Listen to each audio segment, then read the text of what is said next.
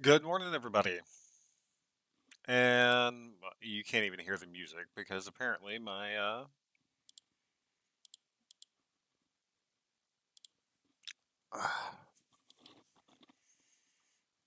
think I had to change this over to that. My audio settings got redone uh, a few days with the last update. So apologies, y'all couldn't even hear what I was listening to.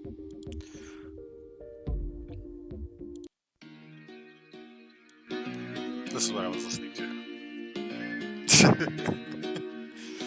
I actually found some really good music. So today we have a unusual stream. Uh, Generally, I do the Castlevania Randomizer like I'm going to do this morning. Um, but I'm also going to be starting to write on some Relic stuff that I have a proxy who's going to submit it for me because I'm iffy on joining the Discord. Normally, with things like that, people get very testy with it. Uh, so, yeah. Uh, but yeah, that's about it for that. Um, but welcome, welcome, welcome. I'm Az from Old Ass Gaming. Um, you're, I hope if you're joining me now, I hope the day has treated you good in the morning. And if you're watching this later, I hope the day's gotten you even better. Or your day was fine. Tell me how your day was. Leave a comment. I'd love to hear from you. Uh, Outside of that, oh, I did the thing again. Please don't do this today. Thank you. Don't do that. I gotta get a new controller.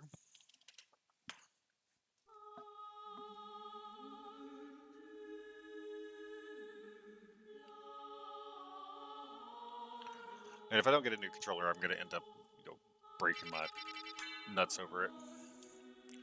I have been practicing. I have been doing my thing. I wasn't able to get these finished. But today's thing is going to be called X-Ray. X-Ray.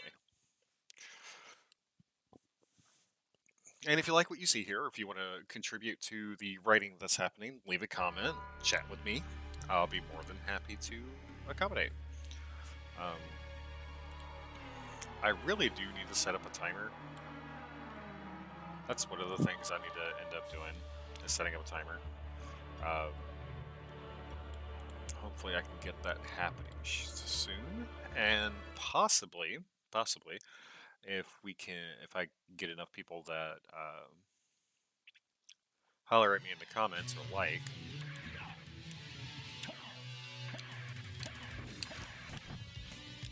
uh, I will be more than happy.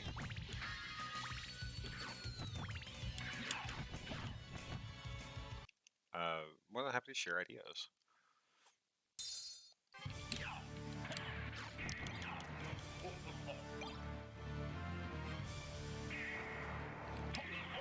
I did not mean to do that. Okay.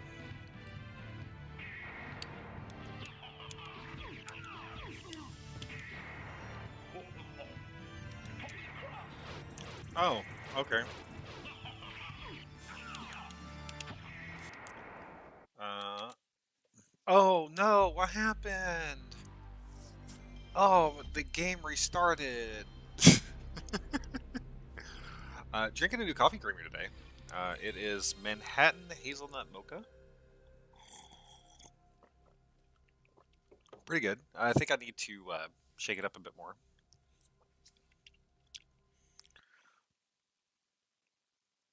Ugh.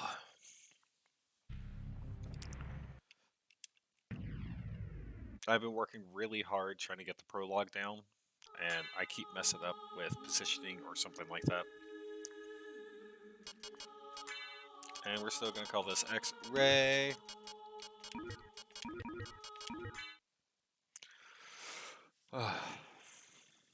Do do do da da da da da da da da da da da da da da da.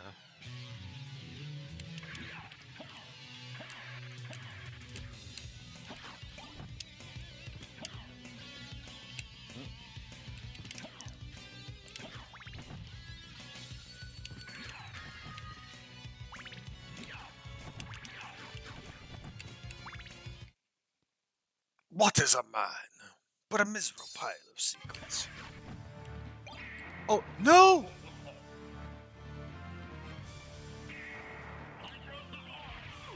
I messed up. I messed up. No extra item for us.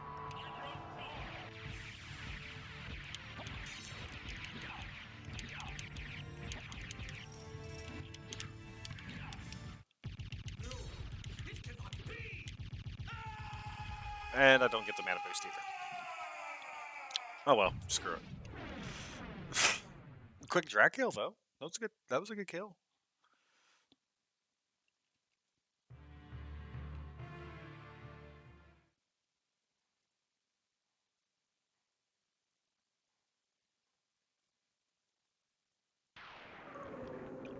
Cool thing is that when it updated all my Razer stuff and all of my audio, it reset my keyboard. Now it just kind of waves at me and does saber with a potion, but it's shield.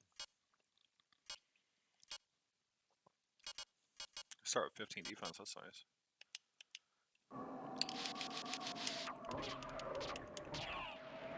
Three hit.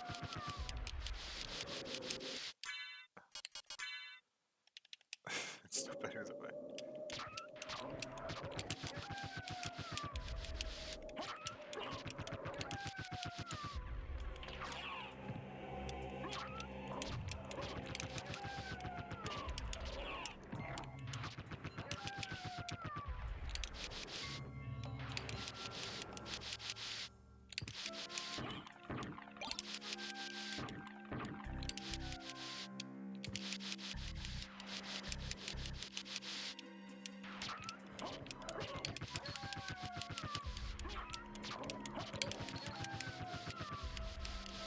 Oh my god.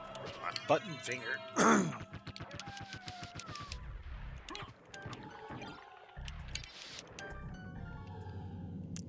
at least we got a mana prism. That's good. All we need is a duplicator. Duplicator, soul bat, a throwable.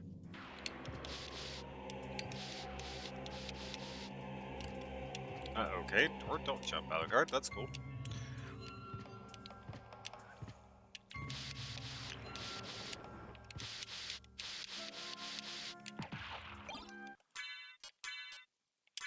I'll take 16 defense right off the bat. Yeah. And I'll take a duplicator.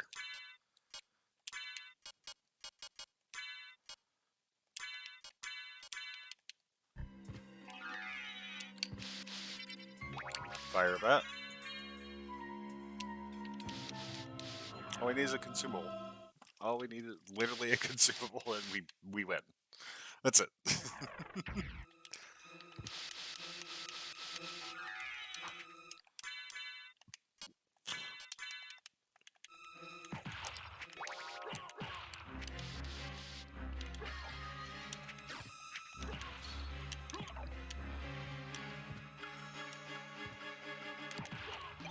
That's the okay, game. Just gonna give me today? Okay. Double duplicator run. Poggers.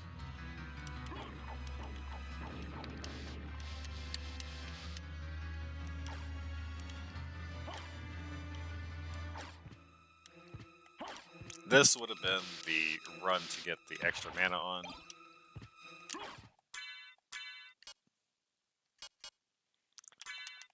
Yeah, we'll keep the sword on.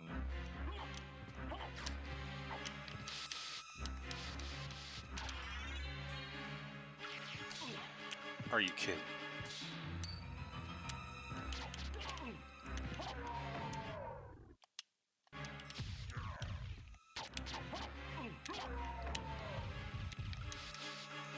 We'll take the duplicator off for now.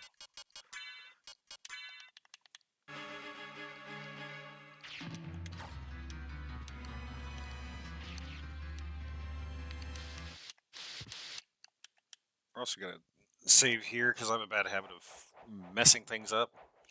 I gotta watch my mouth when I say things.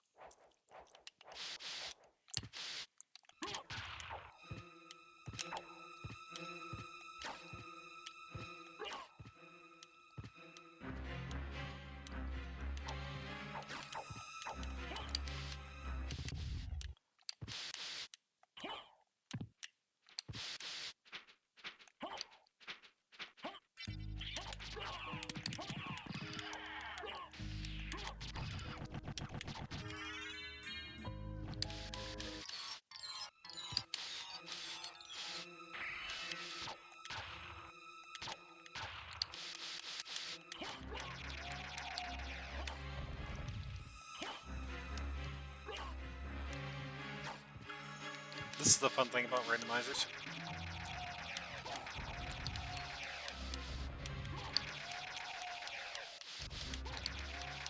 Because you don't know what you're going to get.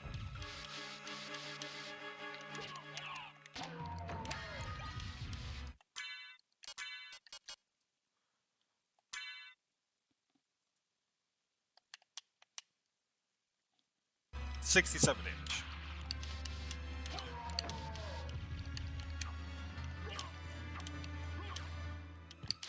I don't care about the defense. I'm about to be playing with a duplicator on, so.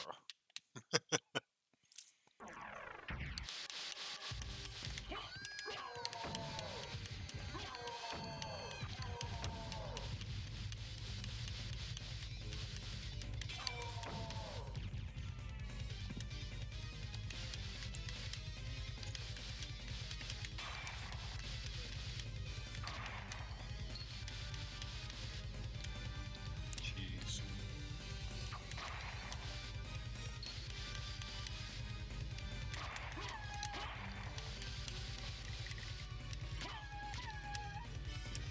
That's a flame shuriken. That's Force of Echo. I don't need Force of Echo. I already have Fire Bat.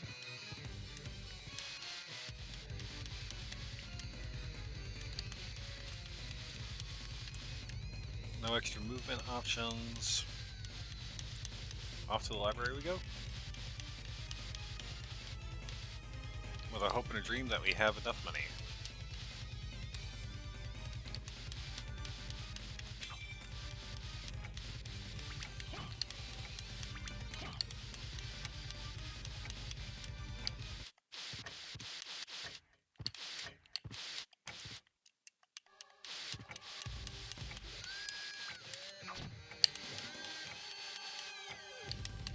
Oh, what the fuck? Oh, there it goes. Oh, no, I have one I can say. I have one that I can say.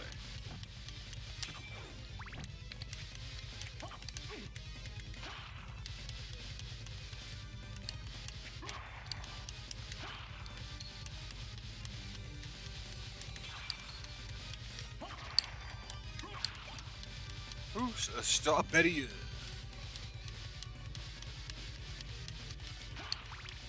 Large heart.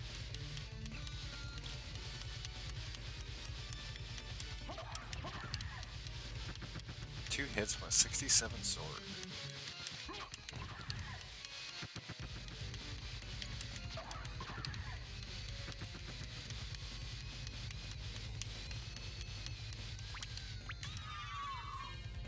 Level up. Did that do stone damage? No. Slash.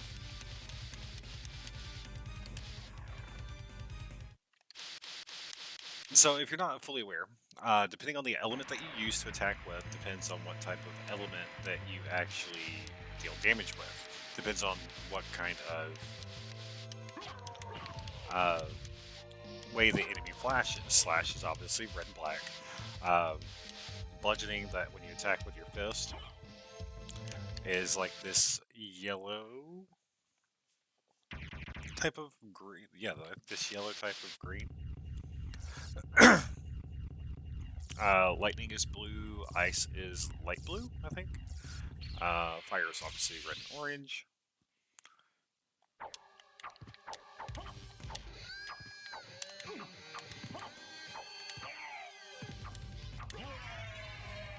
Two hit. I forgot, that doesn't have a lot of fucking... That doesn't have a lot of reach.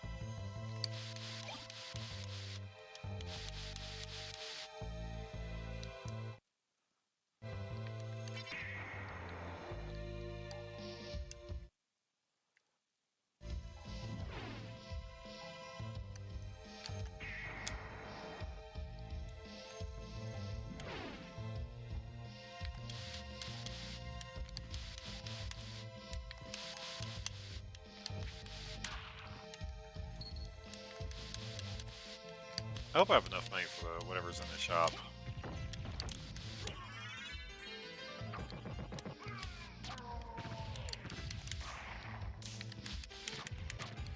Alright, relic number 3, It's solid that. We gotta get that.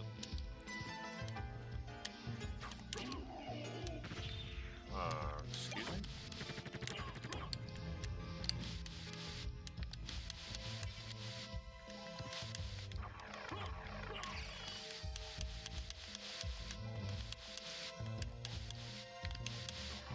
We're gonna get this warp just in case we don't have any library cards in the shop. I don't have fairy card, unfortunately, so.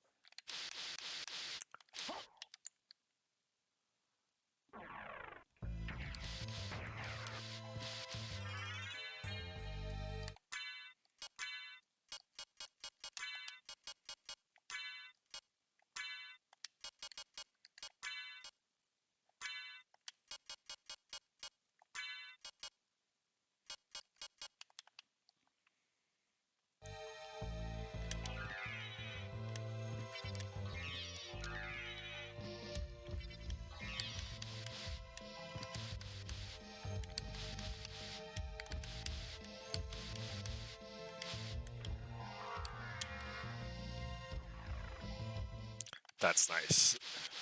That is one of my first 3 relics. That's an amazing find.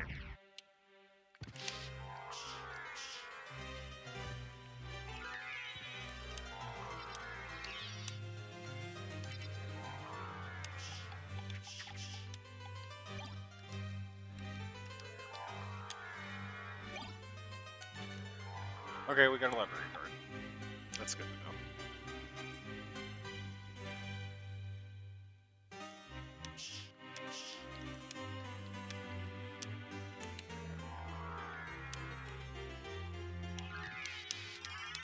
Ghost card, not fairy card.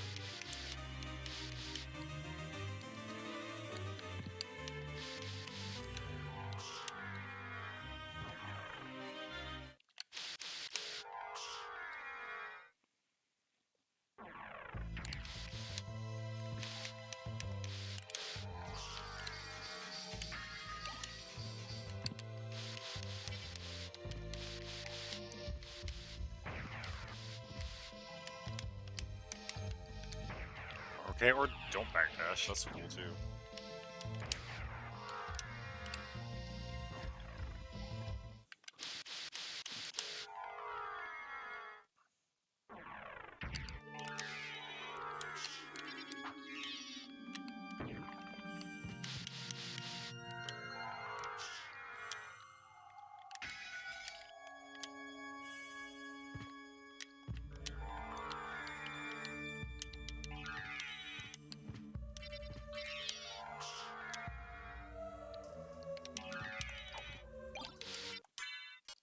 Better than nothing.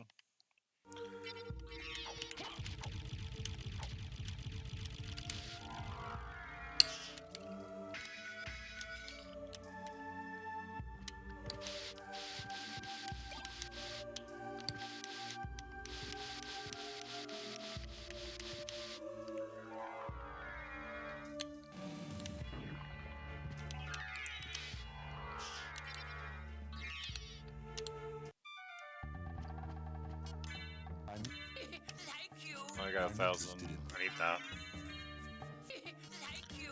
Elixir would be nice. I do have library. I already have a library card, so I don't need a fire boomerangs or one.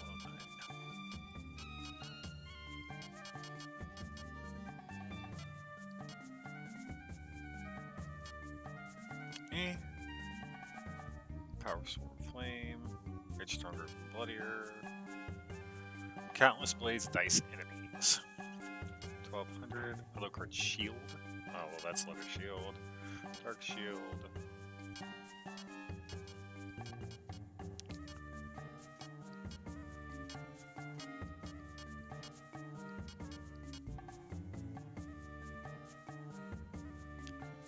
Okay.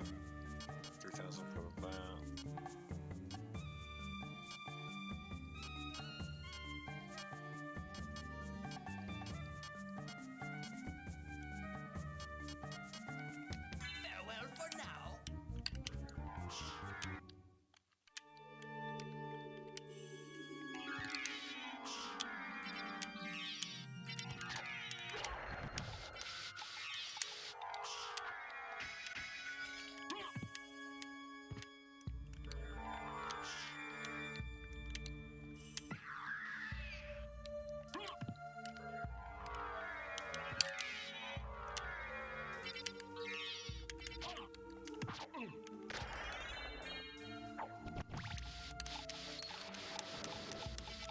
400, that's nice. I may go back.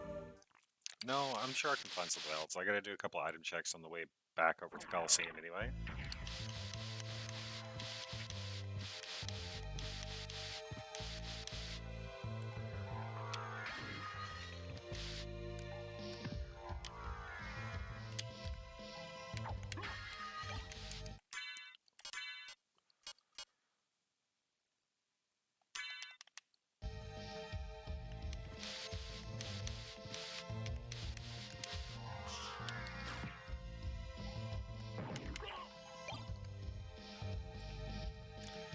I want to check these items down here, just in case we can find a throwable or a power sire. Power sire would be a lot better than a no neutron bomb though.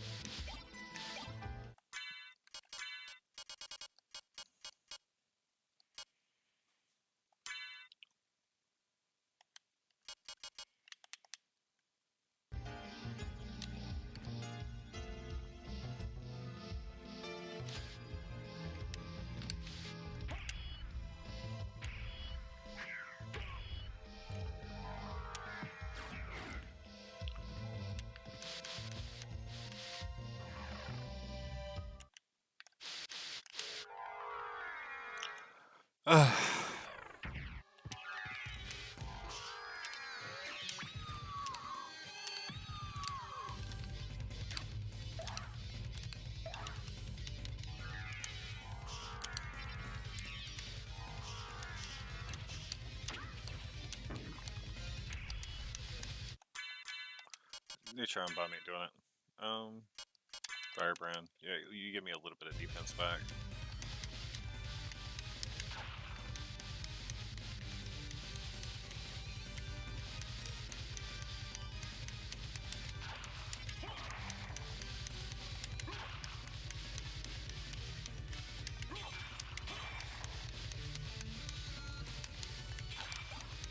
Stood up, Betty.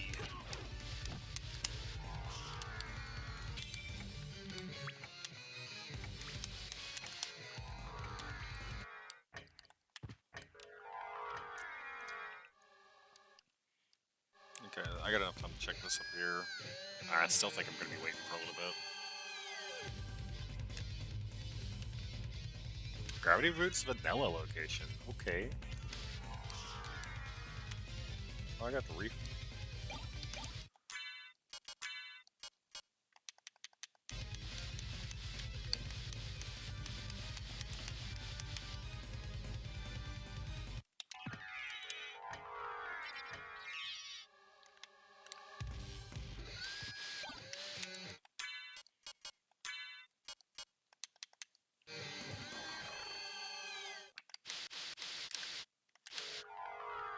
Highly valuable.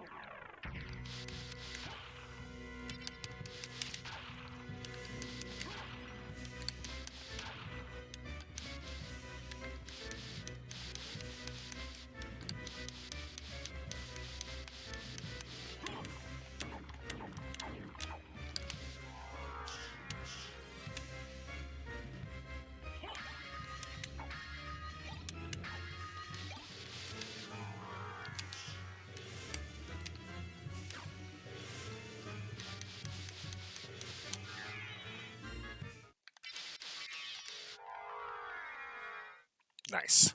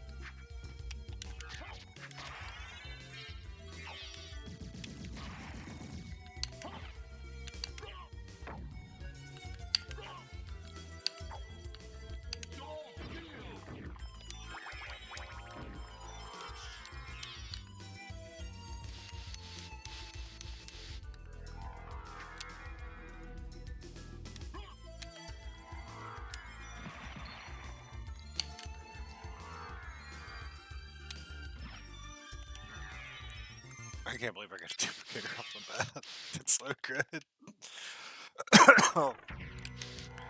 Still no throwable.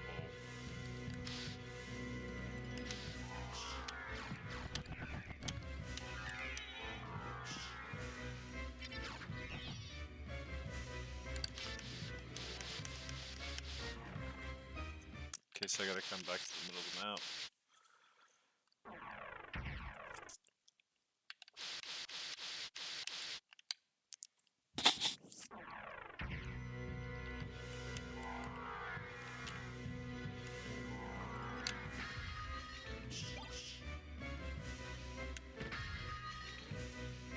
I haven't found a fairy card, so it's gonna be useless. Oop. Fire.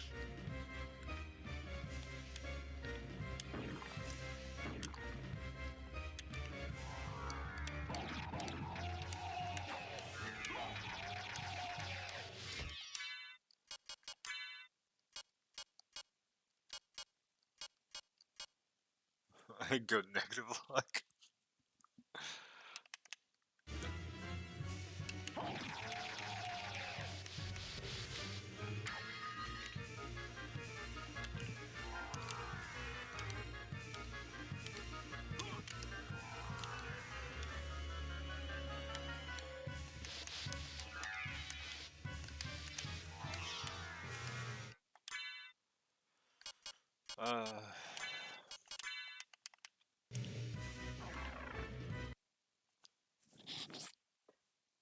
I'll die really, really fucking quickly.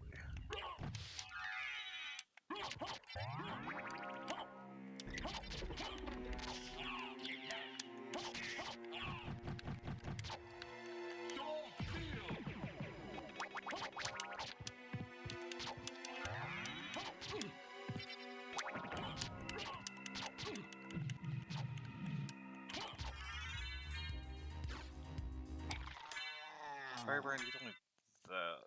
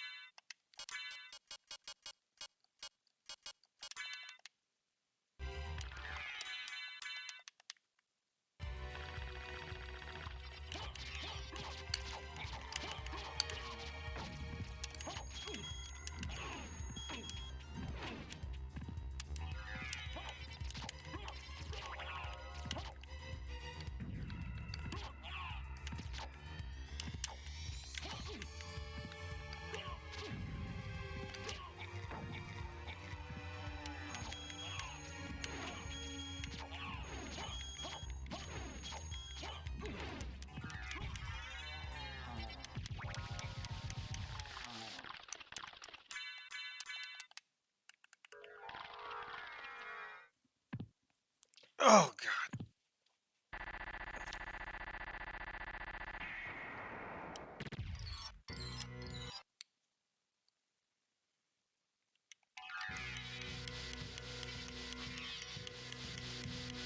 Chill it open.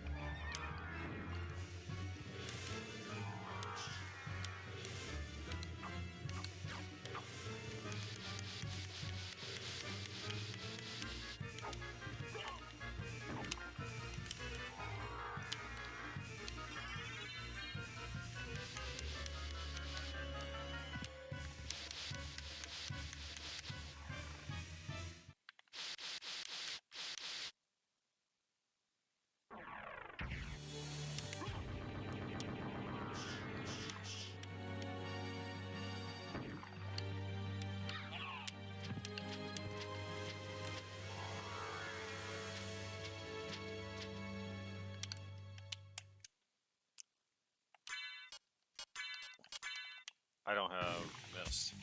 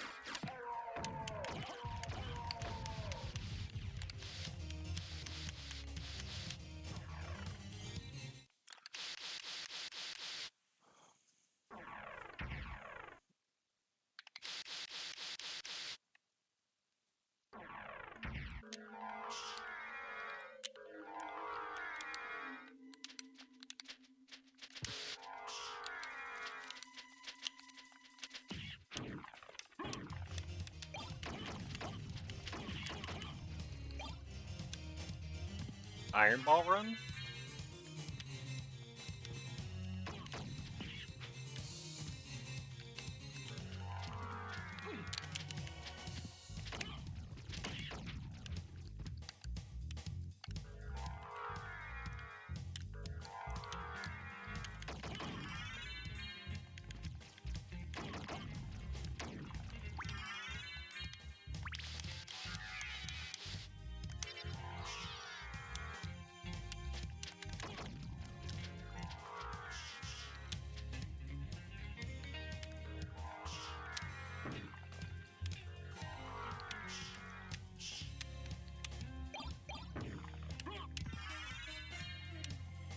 Power Mist.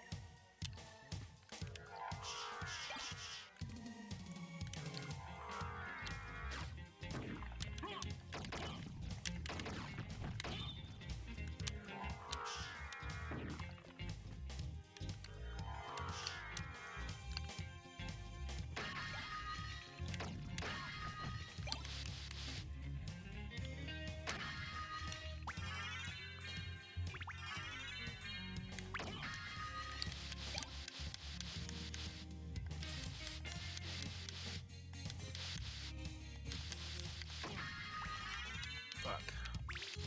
I haven't found anything that's worthwhile.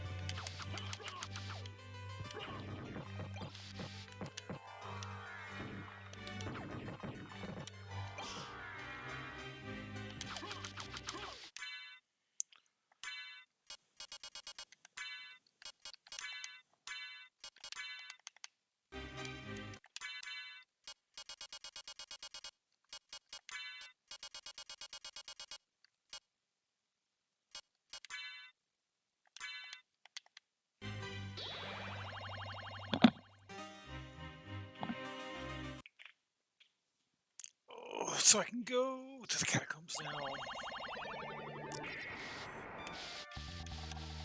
What can I do for you? I'm interested in this. Thank you. I'm interested in this. And we'll cross it.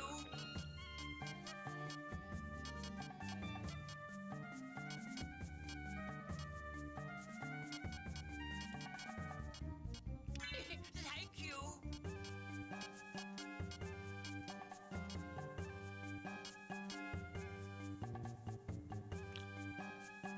I'm gonna pick up one just to be safe. Thank you.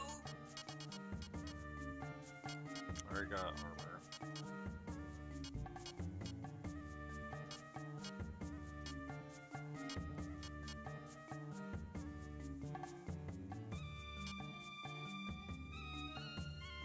Oh, that's if it replaces the other. Okay, so.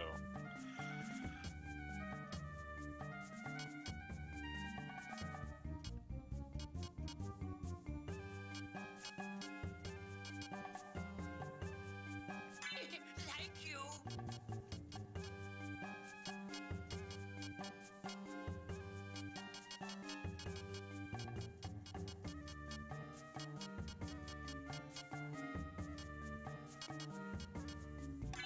Thank you.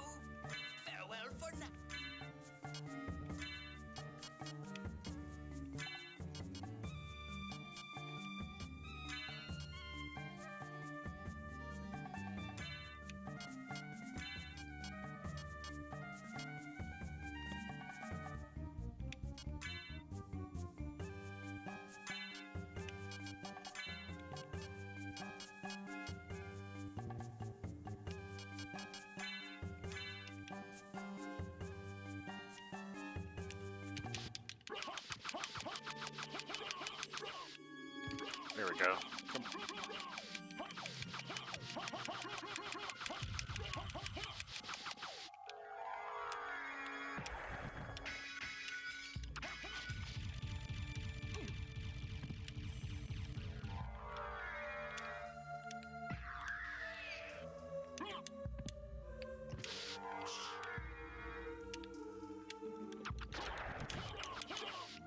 Alright, so...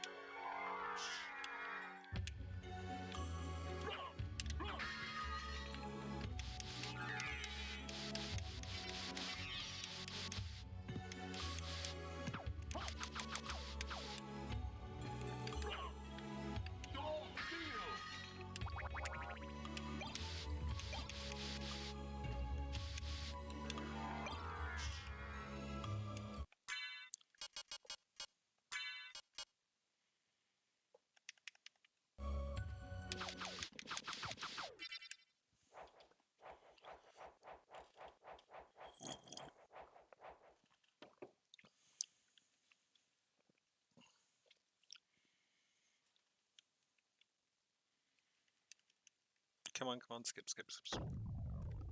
Where are we at? We're at 35 minutes.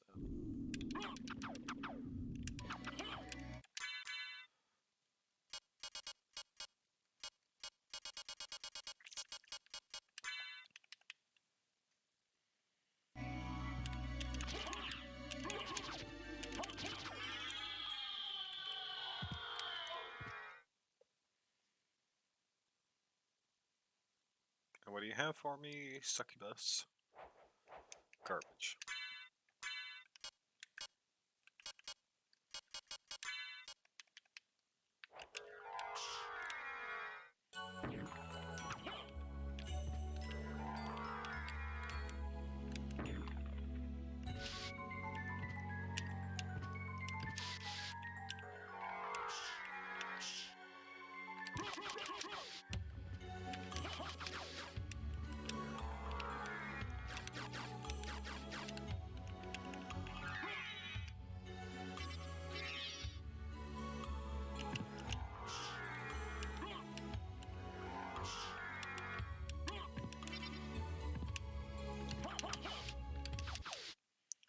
There's something suspicious about this wall.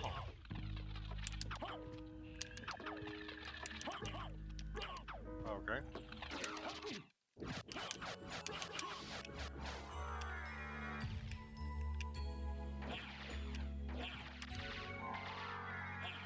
Or not.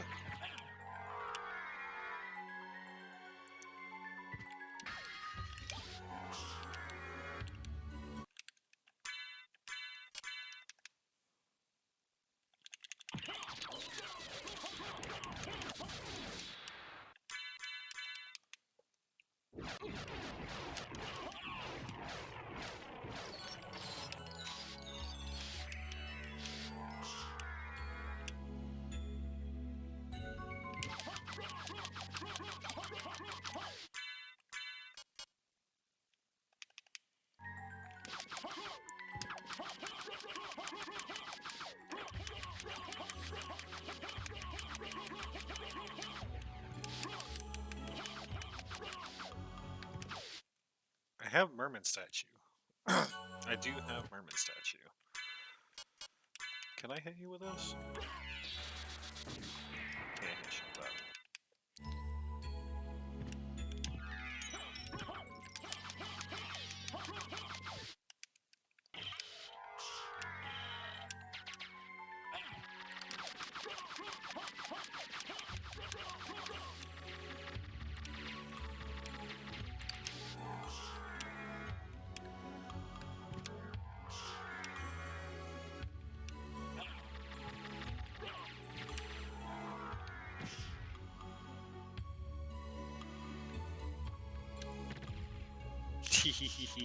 Fire. Fire. Fire.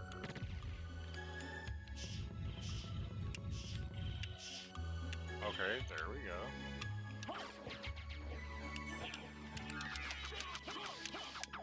I'm glad I came down here. I'm missing one. I got the ring, tooth, eye, and heart. Which one am I missing?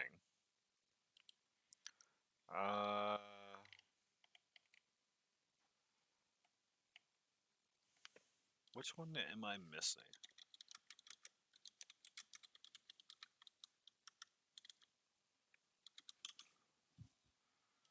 I know I'm missing one. I just don't know which one it is.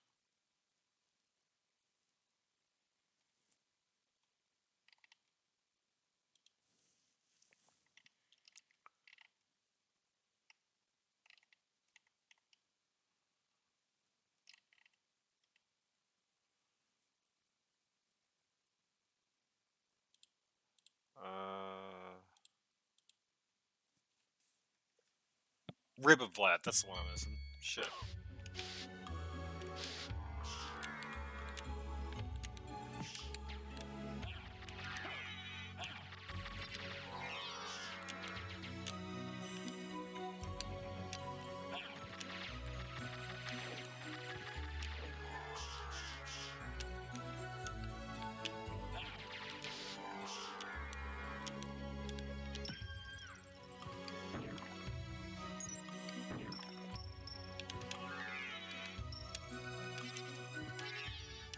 Oh, come on. Thank you.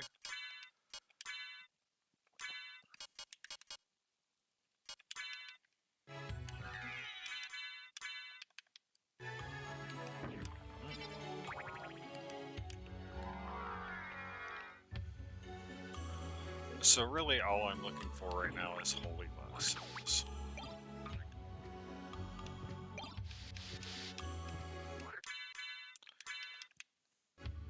I see something that I want. And yes, I'm gonna waste time to go get it.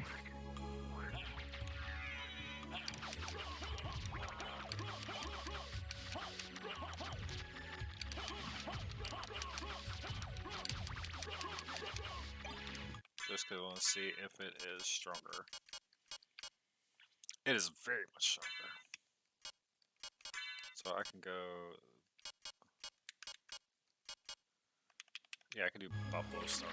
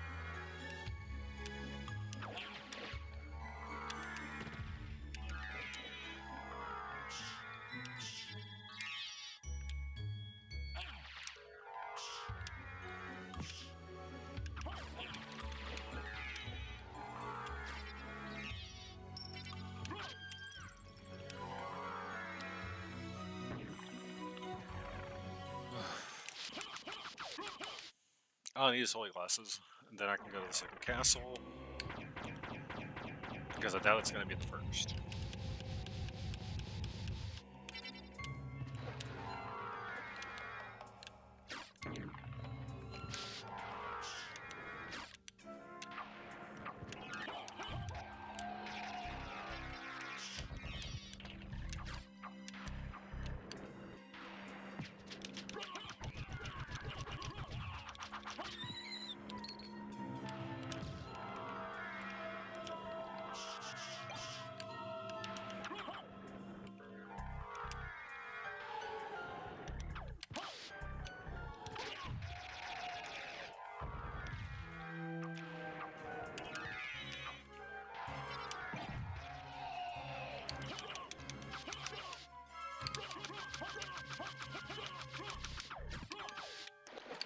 Here it is. That's what I'm looking for.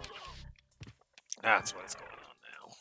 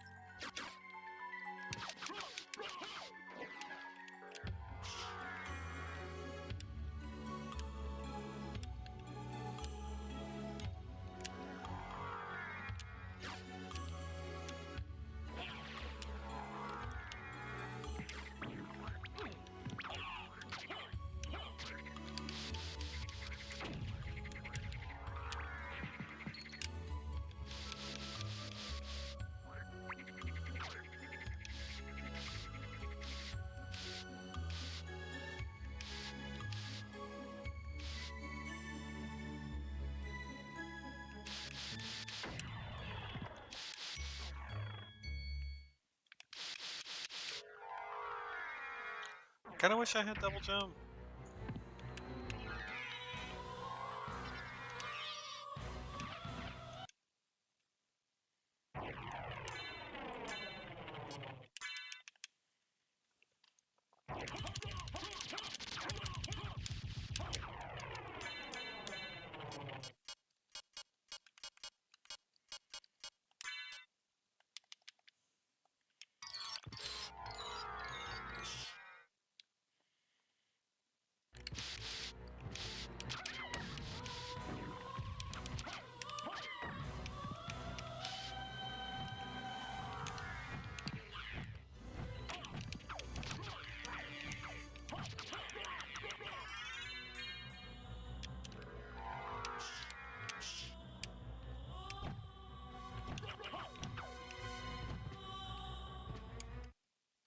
Okay.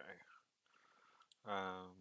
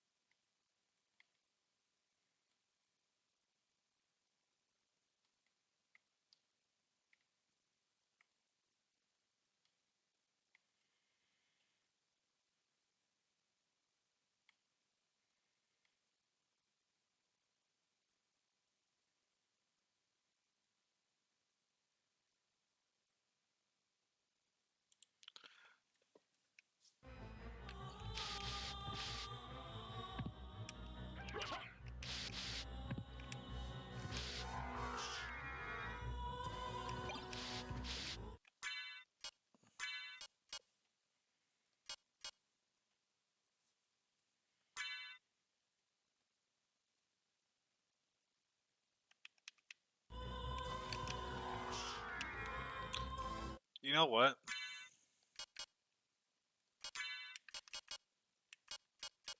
This is a bait. This is an absolute bait.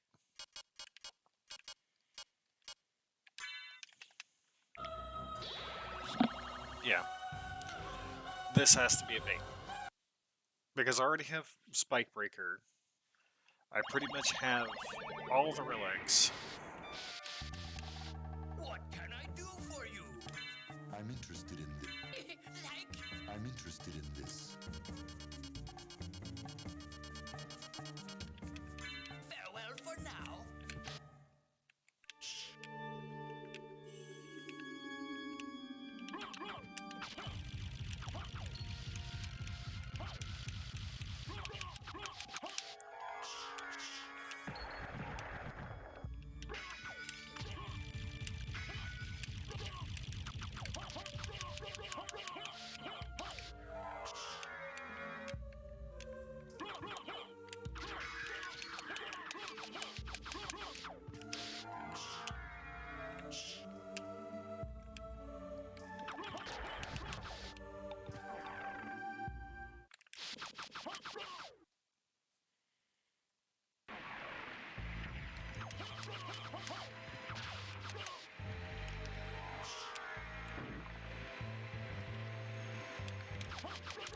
I want to go to Alchemy Lab.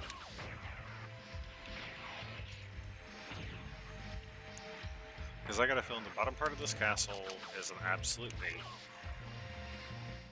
So this is my line of thinking. So I have Jill open to do Silver Ring. I have Merman Statue, which was a relic. And I only have one part of Holy Glass, the Holy Glass to check, Silver and Gold Ring. Which is Diamond and something else, I'm sure. But the one thing that sets us apart is I haven't found the other ring yet. So the other ring has to be towards the beginning of the game that I could reach to begin with.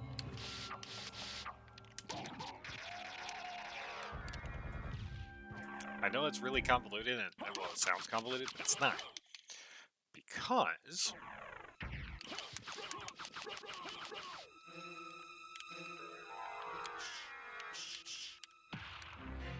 if it wasn't a bait,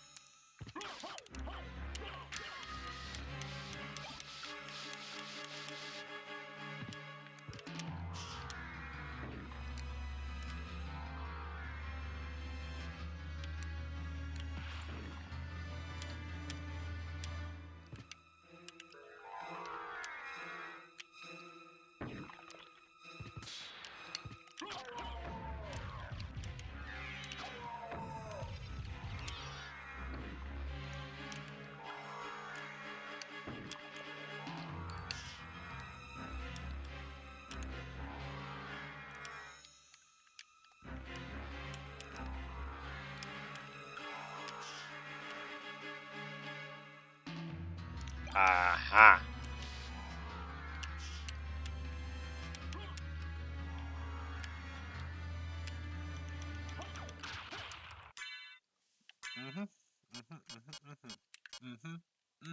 I was right. I was right. I was right.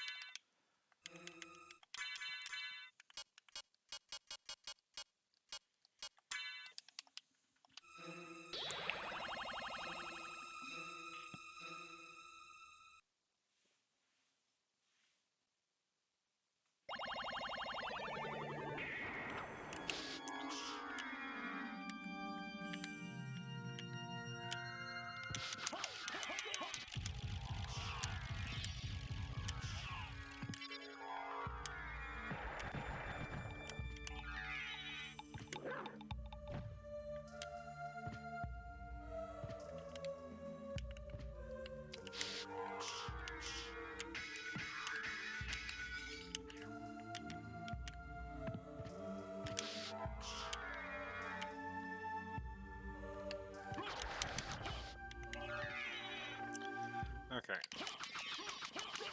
Let's go beat the shit out of Richter. Well, Shaft Orb Richter. And we are going to go left side of the castle because we've done right too many times and it's always been the catacombs. As where the left side of the castle is pretty much a direct link to it over there.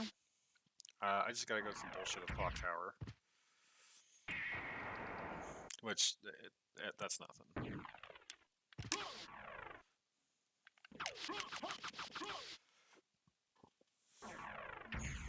And if you're wondering why I picked up the stopwatch, that is for Doppelganger if we have to fight him.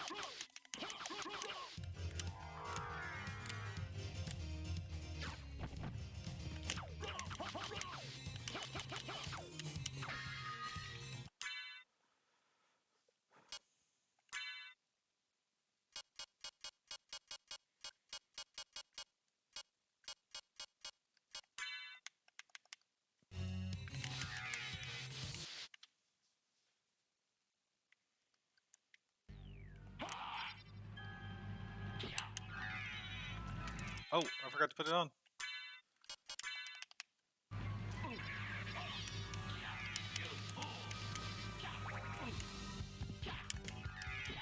Okay, so I guess I gotta do this the old-fashioned way.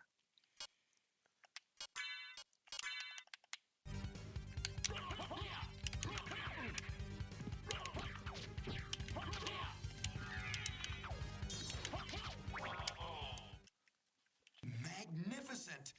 But now feel my unbridled wrath.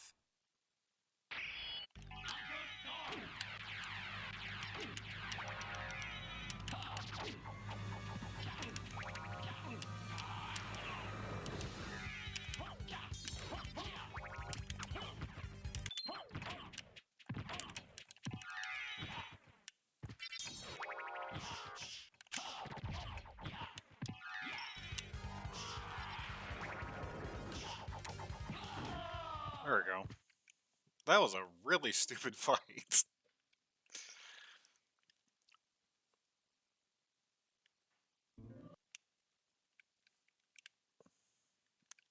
Alright, time to find this last Vlad relic. Like I said, I'm gonna go left side first. And hopefully I'm not making a mistake.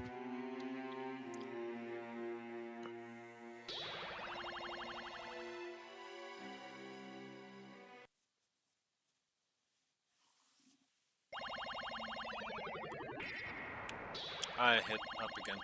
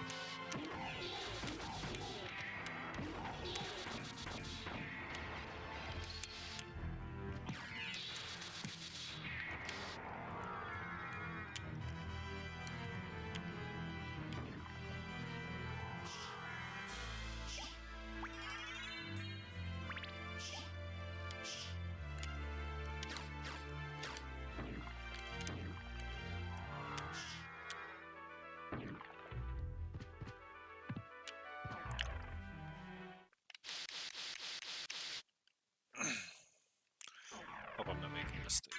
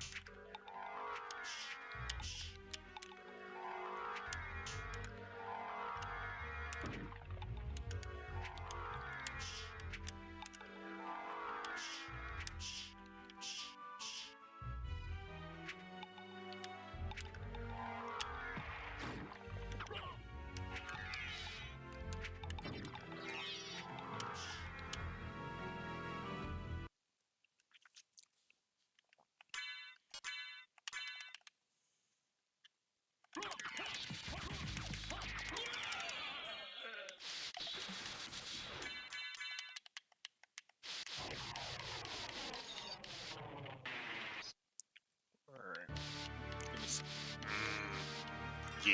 Alright. Last flag relic.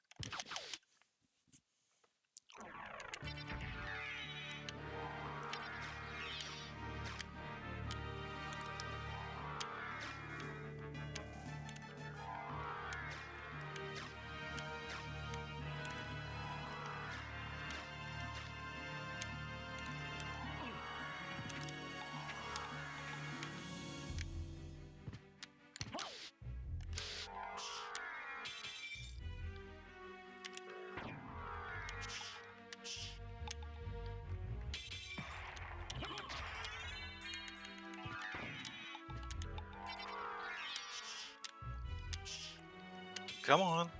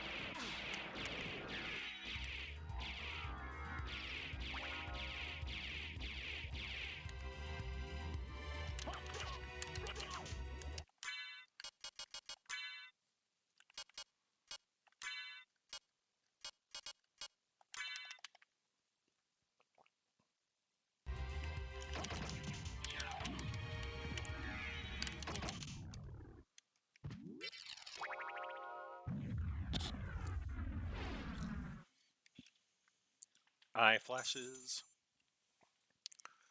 Alright, as far as I know, Dracula is immune to fire damage, I think? Or curse damage?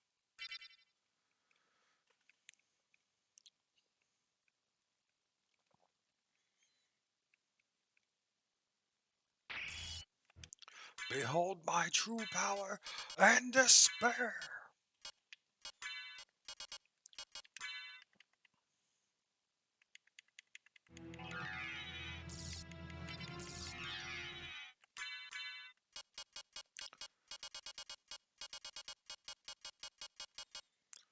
Do I have... Nope.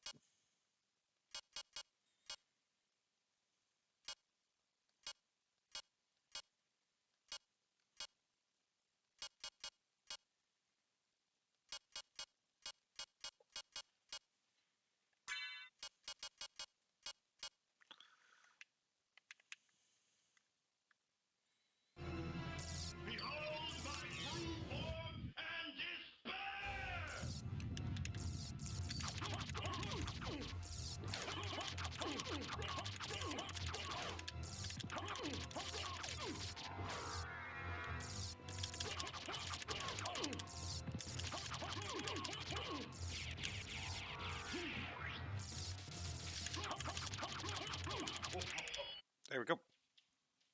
Go back whence you came. Trouble the soul of my mother no more. How? How? And that's How right. is it that I've been so defeated?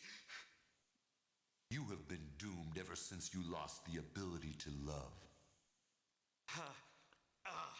Alright, Sarcasm. so that'll be the For mark what of our profit is first it to a man thing. if he Gonna gains the put on world some and loses his own music. soul?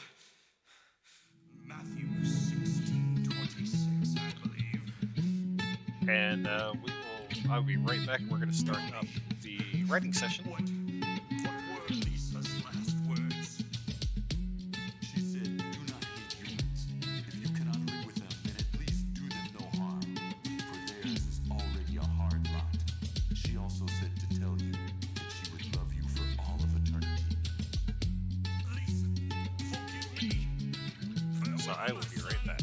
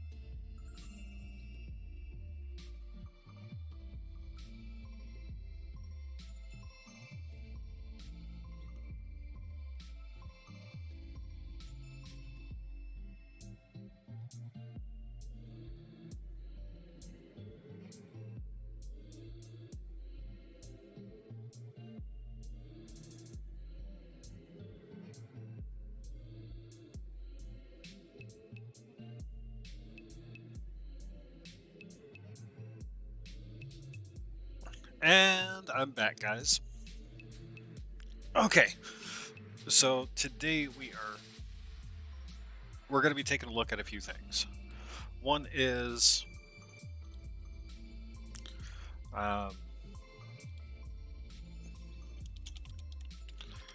first I'm going to put this in the appropriate chat. Okay.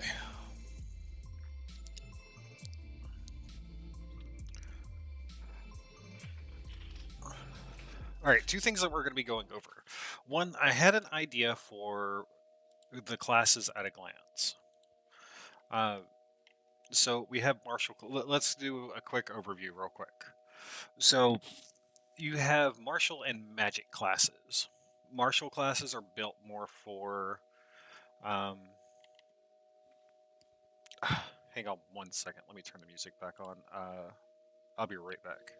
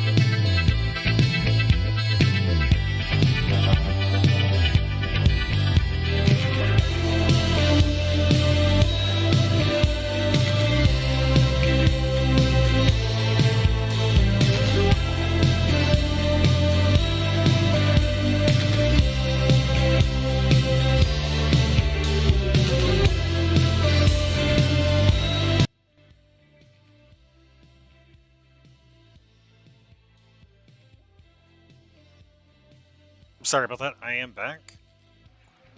All right, so I do apologize about that. Um, there were some things I had to go take care of real quick. So we're going to go over the general aspects of each class and what they entail. We're going to also be using the character creation guide, and we're also going to be using the core rules to get descriptions of certain things. So you have 6 different attributes: precision, cleverness, might, knowledge, willpower, fortitude. If you need to know which each of these does, take a look at Derek the Diligent. He went over detailed precisions over these. So knowledge is how much the character knows. Might is strength and athleticism, physical power. Precision is attention to detail, finesse, accuracy, that kind of thing, like dex. You have cleverness, which is like your charisma marker. You have fortitude, is how much you're able to endure, like damage and stamina. And willpower is how much your mental strength exists. Most willpower, it protects against some harmful effects and mana regeneration. Fortitude is mana capacity and armor class, because you need a lot of fortitude in order to use certain armors in the system. Knowledge is basically spells and first aid. Stamina capacity and stamina regeneration for might. Precisions for ranged attributes, class abilities, and improves your AC. Remember that. And we have cleverness, which is how well you're able to see like devices, like traps and stuff, convince NPCs. It's your charisma stat. And some classes actually have a bonus from this for their spell side. So we are actually going to start off with a more basic input. As you can tell, that the Relic RPG, TTRPG, has classes already. I hope I'm coming in okay. And with this, they have certain for primary, secondary subclasses, and their toughness rating we'll get to in just a second. So,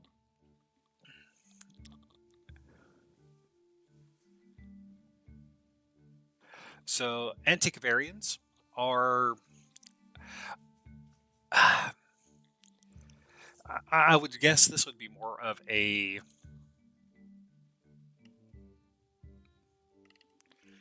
okay, so...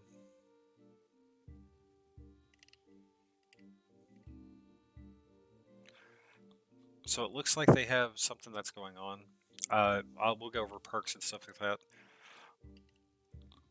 So, antiquarians are like an artificer type class. So they have they specialize tools for their pursuits and useful artifacts. Primary stat is knowledge, and knowledge is wrong one. Knowledge includes what the character knows. Their secondary stat is willpower, which is protects against harmful effects and increases mana regeneration. So this class, it would be using like amulets and things like that to cast spells, or not really cast spells. They would end up using their knowledge and willpower to overcome objects, such as like I could see this class going definitely artificer.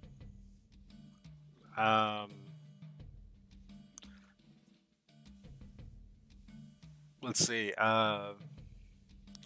Artificer, that would be the big one.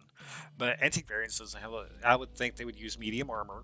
No, they would use light armor and use more of a crossbow type weaponry or short weapons. Assassins, these guys are definitive, like dual wielders, short sword users, long sword users. They're there to get in, get out. I could see the assassins class is going towards basically like stealth, like a shadow type class, or a trickster, thief type. Field medics, clerics and and bashy clerics. As you can tell, their fortitude and knowledge are their big skill techs. I could also see them using non-magical means to heal, such as bandages, potion making, things like that. Harlequins, um, they're more of like a bard class. I could see them as bards, dancers, um, story writers. If you ever seen Naruto, Sai with his B scroll, I could definitely see that. Uh, they said they completed the knight subclass. Let's take a look at that. Okay, you learn one knight stance of your choice from the end of this section, then choose either perk, medium armor or heavy armor. That's cool. Squire's tutelage, choose 3 perks from the following list: medium, large, and great weapon training, bow training, crossbow, and firearms training. That's cool. Oh, guns. We will need to make sure we realize that. Once per rest, when you would take damage, you may use your reaction to roll a 1d12 and reduce that damage taken by the result. And if the effect deals multiple damage types at once, the roll applies to the one you choose. That's kind of cool. Train reaction. When you roll initiative and are not surprised, you may adopt one night stance that you know. This occurs before initiative commences. In the section, switch to stance. If you started your turn in a stance, you may switch to a different one you know as a free action. Okay, cool. Category. Oh, okay. So this is buff type. Pick a creature you see with range. So long as you can see it, you're within melee combat distance of one or more enemies. This creature gains a 1d4 on its attack rolls and ignores the first point of damage it would take every round. Cleave through. Okay, so this was something I was thinking of for the knight class earlier this week. I had a different type of thing, but as part of the skill, you make a melee attack against target weapon range. If it deals damage, you may deal half as much damage to another creature adjacent to the initial target that is also within your weapon range, so long as the attack would have been its armor as well. Okay, so it cannot be combined with careful or power attacks. Additional 3 minutes spent to use the skill, add +1 to your attack roll and damage total. Oh, that's cool. Unstoppable. When you take damage, you may use your reaction to reduce it by 1d4 points. Every 4 cents, roll an additional 1d4. That's kind of cool. Declared Nemesis. Pick creatures you see in range if you're not that you are not adjacent to. As long as you sustain this effect, the target can perceive you. Okay, so it's like a taunt. When you end your turn closer to the target than you started, it suffers a negative 1d4 penalty to its next attack roll. You gain +4 to your first melee attack against it. Activated at 7, sustain it for 4. That's not too bad. Specialization. If a knight is your major class, gain a benefit below as you reach the indicated levels. Level 1, Dueling Manual. You learn 1 additional knight stance from the list at the end of the section. Rigorous Training, you learn 1 defensive perk and 1 combat perk of your choice. Level 2, choose a perk or stamina regen. Level 3, when you roll on the affliction table, you may choose to reduce the result by 1. Okay. Advanced techniques, learn 1 additional knight stance. We'll take a look at those in a second. Choose 1. Select a spell or activate ability from either your minor or influence class. It no longer costs the multiplier 2 or 4 times. That's kind of cool. Let's take a look at these stances. Duelist, as long as you're in this stance, if you are in melee range of a creature and not adjacent to any other creature, it suffers a -2 penalty on attack rolls against you, and you get a +1 bonus to attack and damage rolls.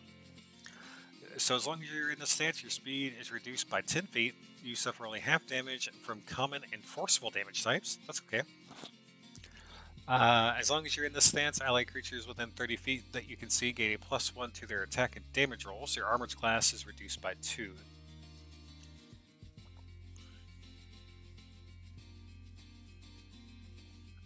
Okay, that's not too bad. Mordov, as long as you're in a stance, you make a melee attack with 1 dice size smaller than normal. D12, D8, 6, 4. When you miss with a melee attack, you instead deal 1d4 bludgeoning damage. The target must be possible for you to strike. Incorporeal Ghost Reason would be unaffected. Okay. Once per round, you may spend 3 stamina to increase this to a 2d4. This method does not work with unarmed attacks. Shock Cavalry. As long as you're in this stance, your speed is increased by 5 feet, but your armor class is reduced by 2. When you end your movement in melee range of the enemy, if you move at least 10 feet to do so, you may immediately make one weapon attack as part of the movement. If it hits, the target is knocked down in addition to your weapon damage and other effects. This stance has a sustained cost of 10 stamina. You may end this stance until you may not end this stance until okay, so this is more of like a berserk, a juggernaut. So long as your stamina is reduced to 0, all input damage is suspended. You note that it has been taken, how much, any affliction rolls or conditions that you gain result, but none of these affects you yet. When your stamina reaches 0, you drop the stand, and any spells you are sustaining, all sustained damage, affliction conditions are immediately applied. You are knocked down, and if it's your turn ends. You may only take one action during your next turn. Once you use the stand, you cannot do again until you do a complete rest. So if you are a high, what is it, fortitude? Yeah. Oh, it's not fortitude, it is might. If you have a high might for a knight juggernaut type, you basically can just bulldoze your way through it. The shock cavalry sounds really, really cool. You can drive 5 more feet, decrease your armor by 2, but if you make a successful hit, you drop a person. That's kind of neat. Actually, I kind of like what they did with the knight class. All right, Legionnaires. Formation time Legionnaires bolster the safety and effectiveness of nearby allies, smashing their enemies with tactical positioning and iron discipline.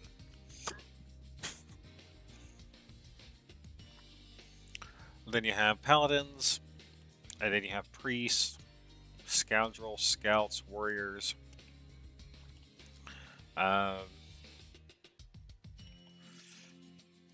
Elementalists was really cool. Dynamancers,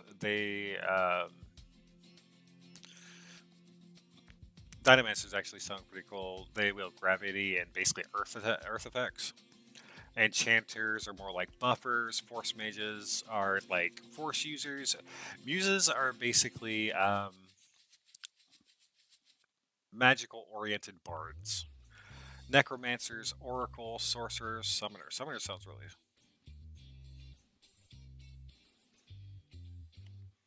I like how they sit, stay, roll over. Who's a good extra plan? Pelinar entity. You are. Yes, you are. That's actually kind of cool. Int mages, we'll get to as soon as they put more thing about that. We'll go for it. Abracadabra, Alakazam, did that work? Warlocks, the mark of a clever mage. As above, so below, and over there, and there, and over there. Thaumaturge. That sounds kind of interesting. I'll have to take a look at that.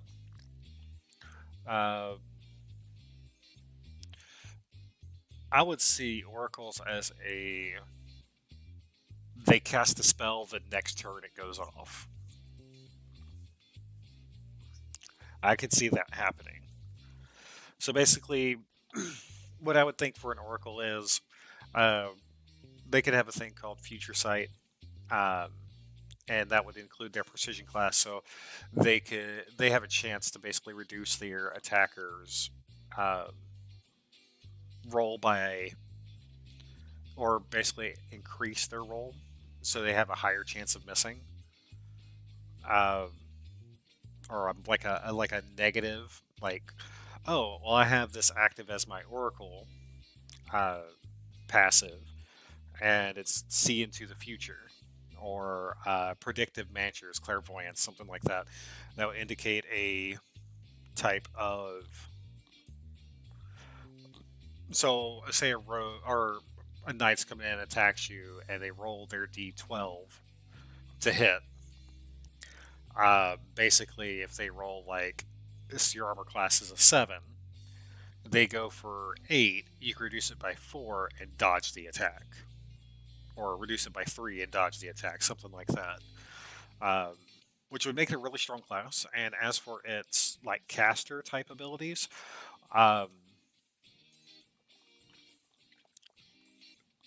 you could actually become a Dread Mage. That'd be kind of cool. Dread Mages are fun. necromancers, muses, elementalist. We're going to take a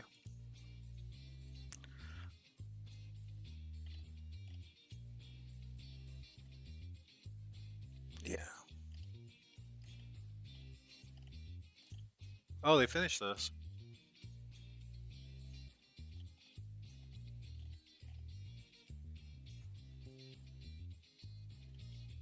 Oh, they're working on it.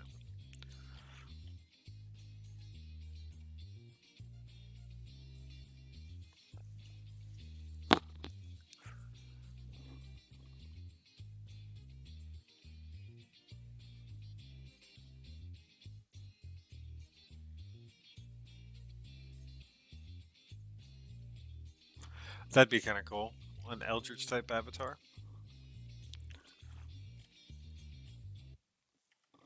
So we're going to take a look at Force Mages.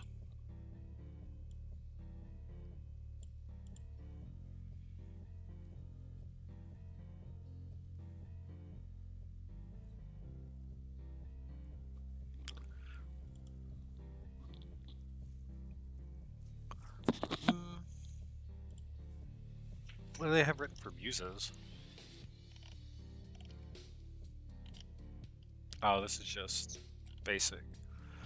Why? Well,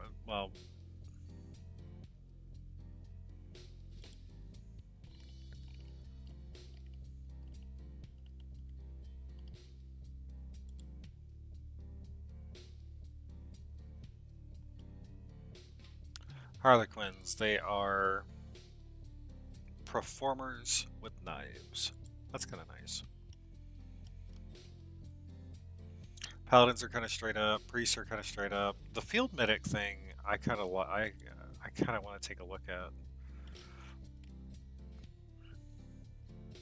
Yeah, it just has the blink mage stuff in here. No.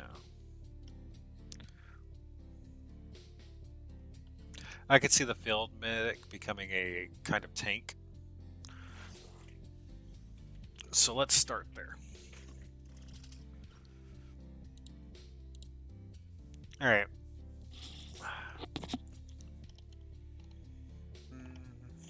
Do I want to try the field medic?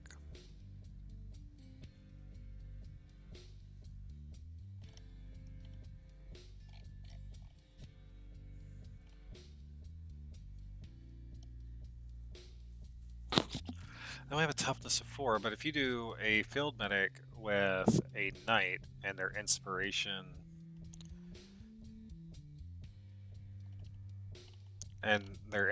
being like a legionnaire, that would be kind of cool. Well, fortitude knowledge, so fortitude knowledge. So it'd be warrior, field medic,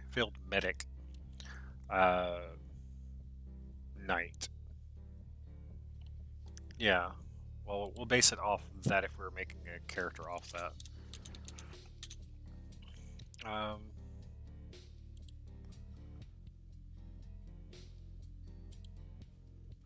We're gonna increase the size to 20.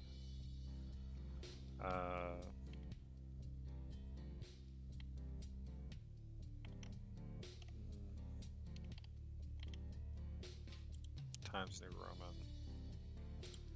Okay.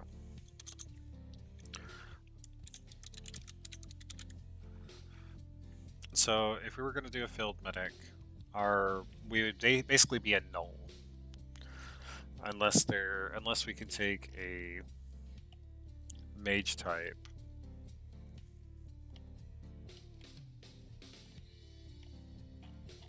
Which would be like a Dynamancer or a Druid. I would think Druid would be a good set. Because Druid's going to have some healing. No, we're just going to focus on the field medic. Field medics, staunching wounds and sewing flesh. Field medics tend to their allies in the heat of the fray, keeping them in the fight. So, field medics.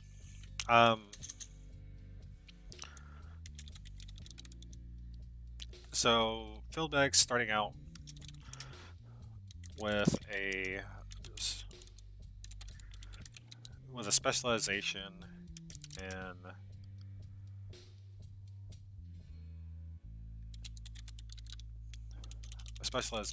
specialization in what would you call it? Sutras. I hit cap blocks. Sutras, potion crafting, um, first aid,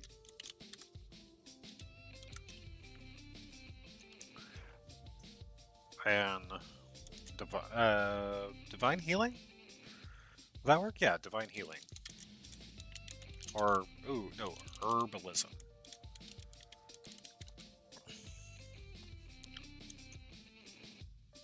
And sutras, potion crafting, first aid, herbalism.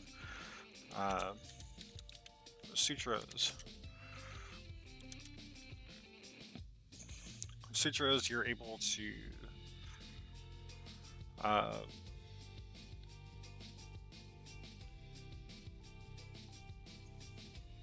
so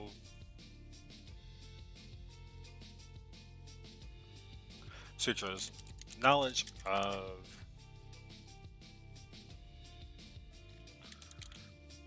selling flesh to flesh. The field medic gains 1d8. We'll do 1d8 plus knowledge.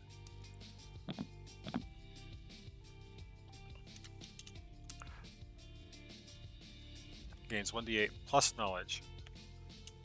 We'll put that in parentheses.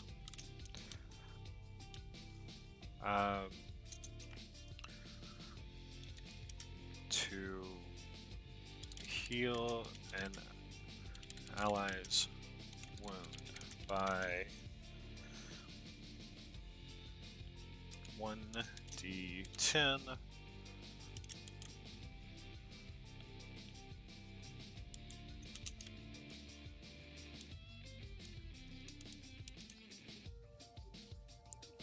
plus targets plus half the targets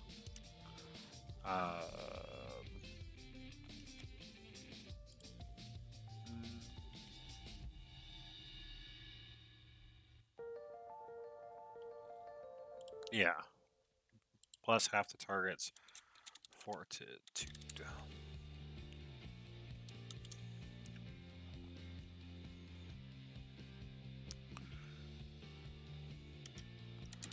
Per rest per day and per rest per day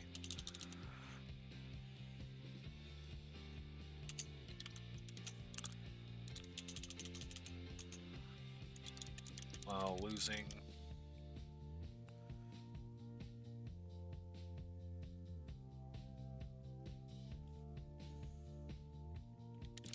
the prior day's roll. Potion crafting.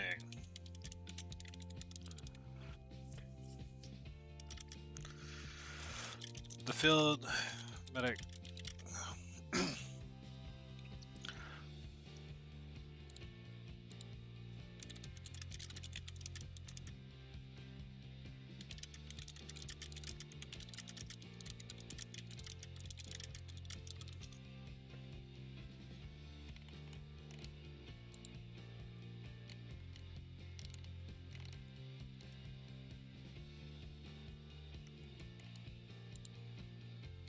yeah, we'll do that.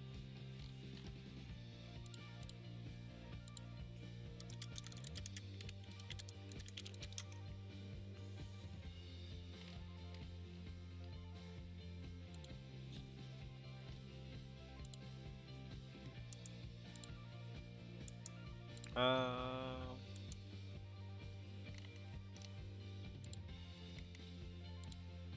yeah. All right. So the potion crafting for the field medic is going to be fun because um, they can search for useful herbs.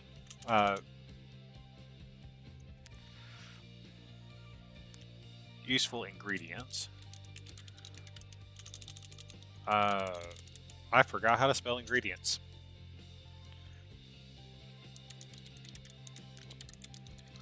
I'll put mushrooms, herbs, etc.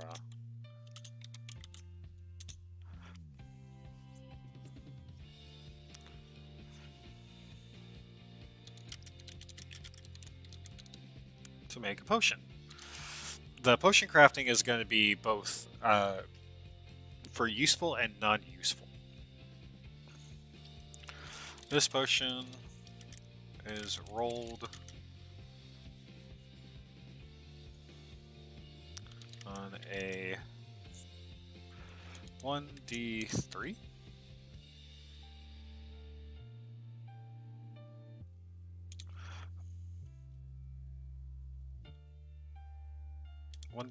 Yeah, 1d4.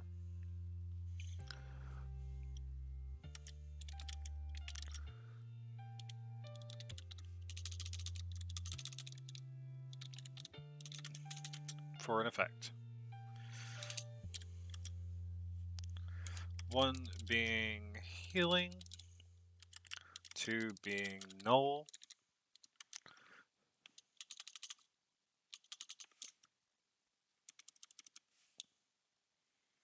we'll do that. Make this look a little bit more professional.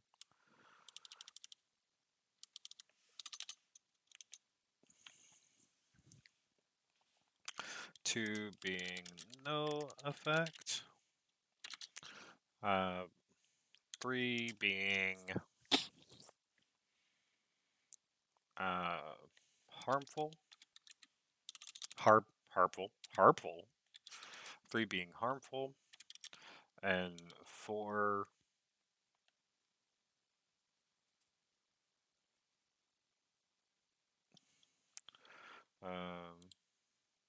why is it played next? Oh, because it's at the end. Well, we'll start back up. I gotta have the music, helps me write.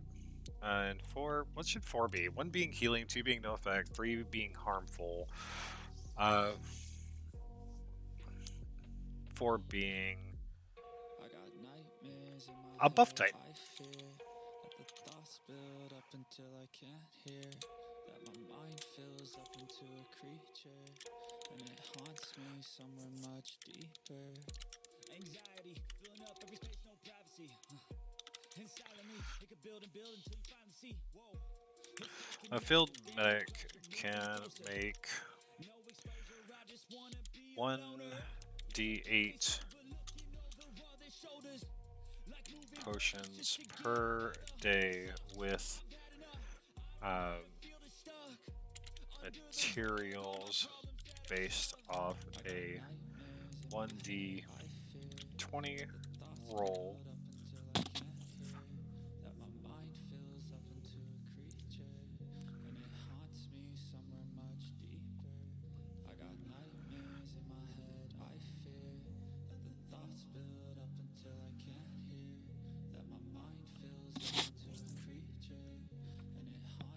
Per day with materials based off a 1d20 roll. I've located items in field or market. And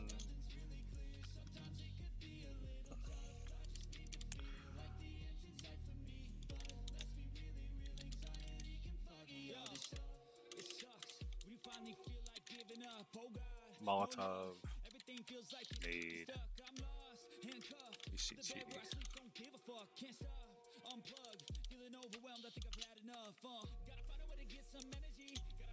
lose a good friend of me. I need purpose to make it all worth it. I'm still searching and I'm still learning. I want a life that's filled with memories, not a life with regret and frenemies. I need focus to keep me from hopeless psychosis if I keep moping. I got nightmares in my head. I fear that the thoughts build up until I can't hear. That my mind fills up into a creature, and it haunts me. We'll do it minor, mid, heavy, minor, mid, heavy, affliction,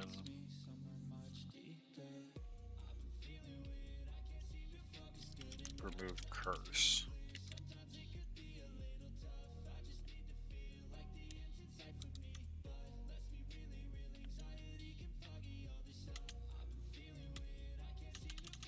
Yeah, we'll just keep it at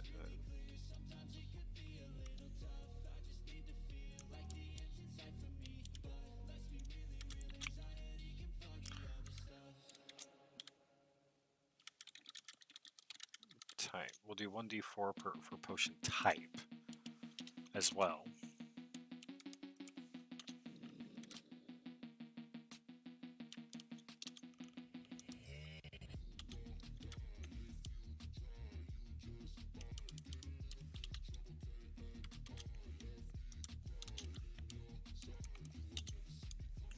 In the field or market.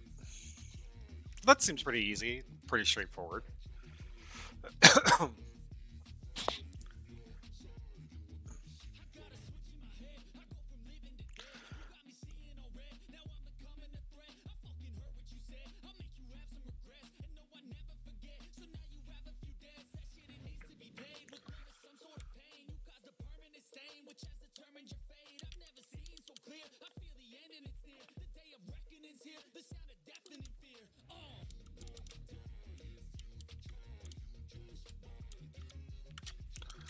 The field medic gains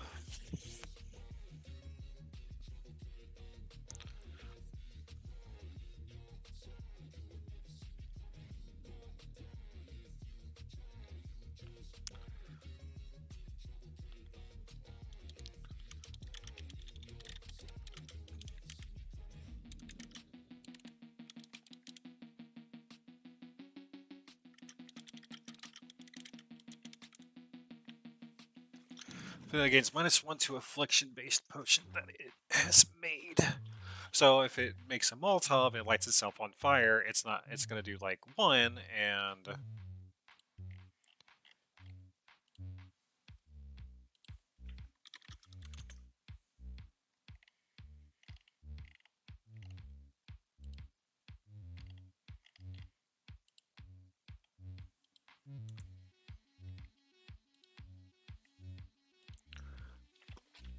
Okay. All right, we're gonna go to.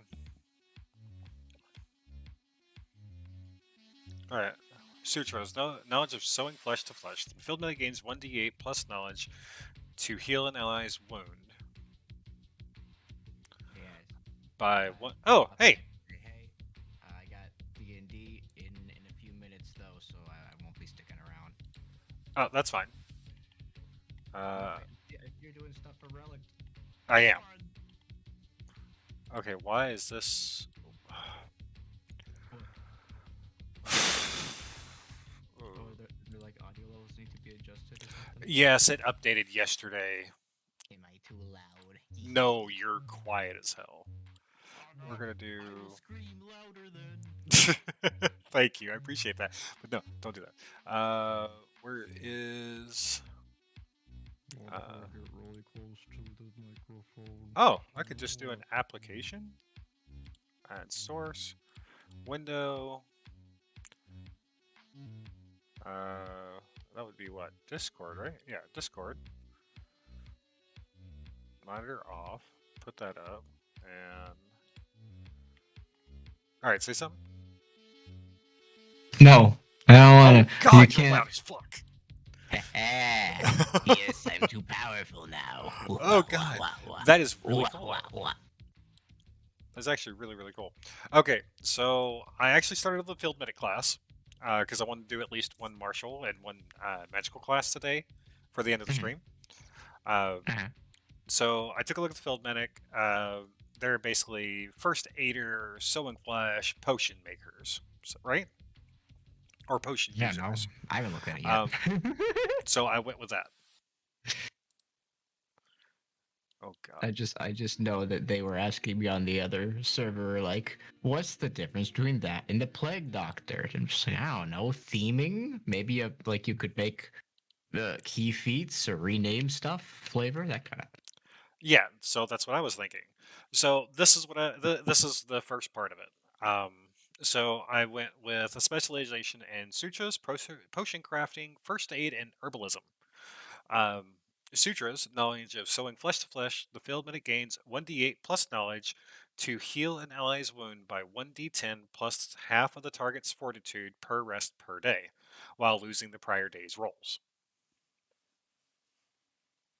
Yeah, that sounds good. I don't know how the system's balanced yet, so I have no clue if that's balanced or not. But it sounds like a good idea.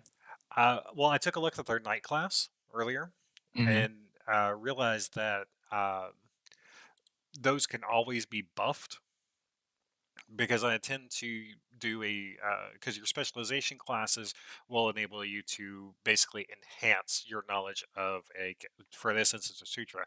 Instead of doing 1d8 plus your knowledge score, you could do 1d12 later on in later levels. You gain intelligence to gain the power to heal. Oh, okay, so your healing die increases. What you're saying? Yes. But that's later on. The next one I decided to do was potion crafting. Potion crafting. The field medic can search for useful items, mushroom, herbs, etc., to make a potion. The potion is rolled on a 1d4 for an effect. One being healing for like a 1d4 potion type, minor, medium, heavy, or an affliction type healing potion. Two being no effect. So it basically you drink it and nothing happens. Three is a harmful potion, which, like a Molotov or a nade, or you accidentally make an Eldritch potion or an acid potion. Or four, a buff, which is like a resistance, like taking a -2 or -3 of fire damage or burning damage as on the affliction table. Or you gain a superiority complex about yourself, and next thing you know, you can -2 a normal attack roll for like force damage or something like that. A field medic can make 1d8 potions per day with materials based off a 1d20 roll of located items in the field or market. The field medic gains a -1 to affliction-based potions that it has made. Very good. The DM's in voice call. You have fun as. Have fun. What do you think? If I don't know, it sounds good to me. Right now, like, it's my understanding is that we're very much in the spitballing phase, right? Yeah. I don't know about balance yet. I'd like to learn this system and whatnot, but it's not something I'm able to dedicate enough time to. I also don't know if like there's enough material out there for me to truly like get a feel for it. But in terms of like spitballing ideas, yeah, they sound like good ideas. I like them. Okay. All right. Good luck in D&D tonight. Silly, smelly man. If I'm still alive or something like that, swing by. I'll be happy to see you. Okay. Bye, dude. Also, I need to take a look at my sound settings.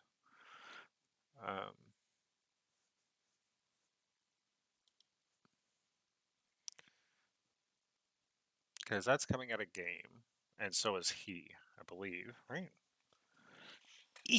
Reach my leg.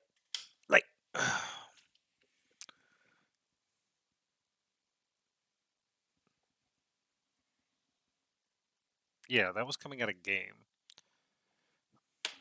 Okay, so I need to put that there, and I need to adjust Discord settings to make it come out of chat.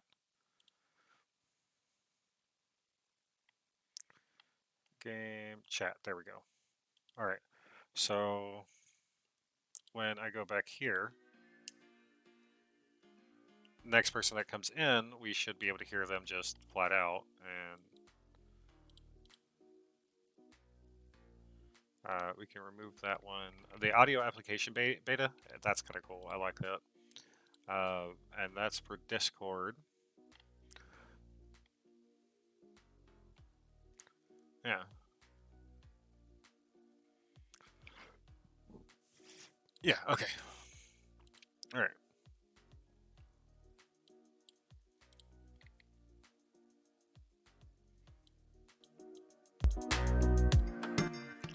So basically what we're going to end up doing is that. I wish I had my buddy Leo on, honestly. Maybe we can add him.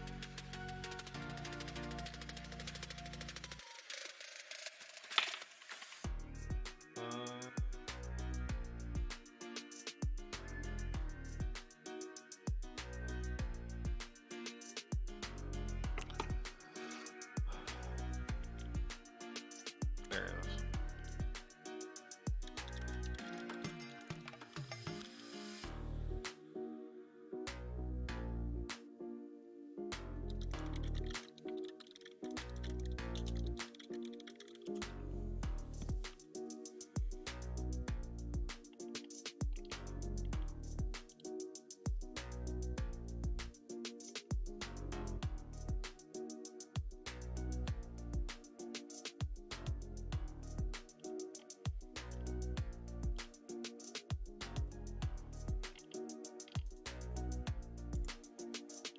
Okay.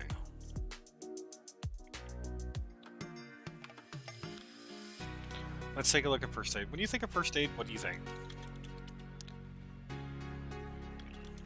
I think basic understanding of like butterfly stitches, bandages, that thing.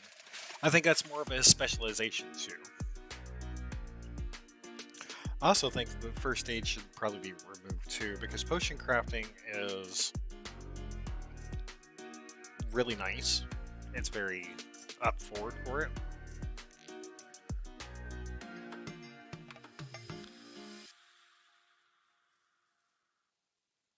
I think first aid should be innate with it as well.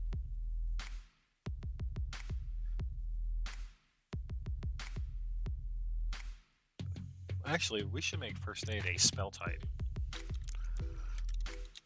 And get rid of the...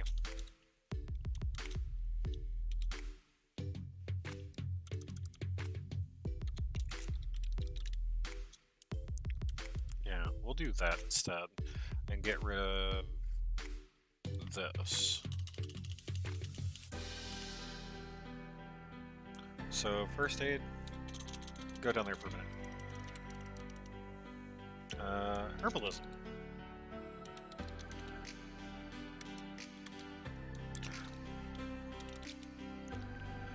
Field medics in this specialization.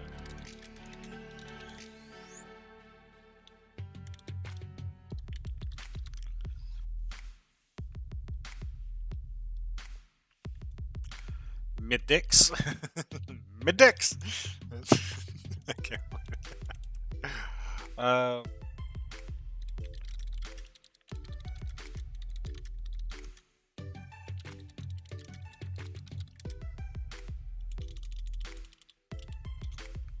Natural grown plants and animals that help with keeping the party healthy.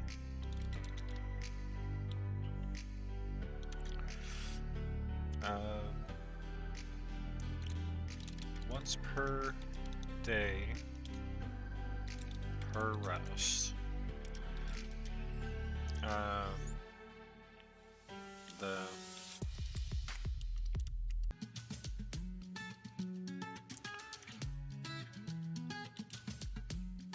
Plants, nad animals. Nod and animals.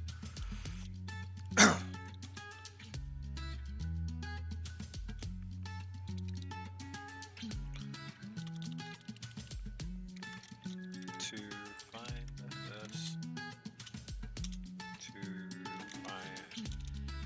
To find the player makes a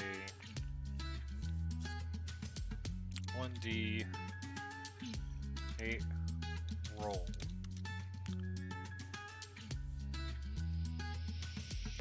You know what?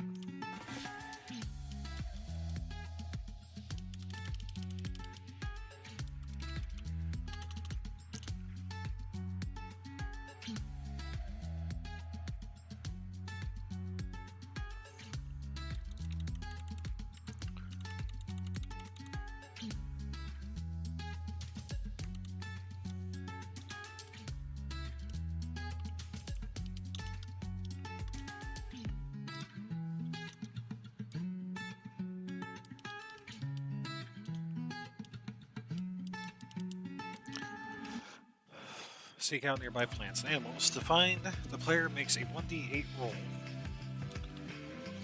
1 being a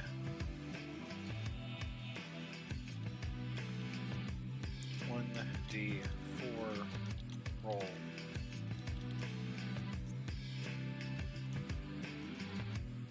Of items found.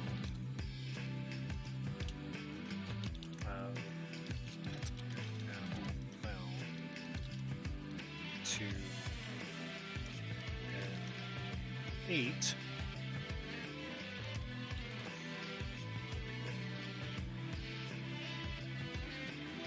Three D10.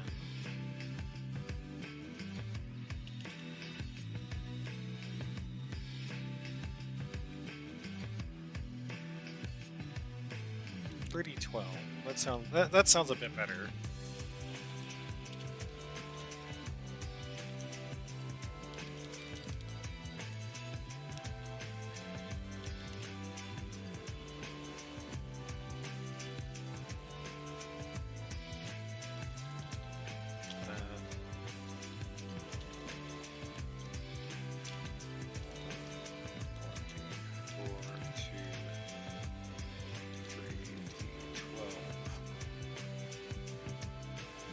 So 4, 6, 8, 12. So 1d4 to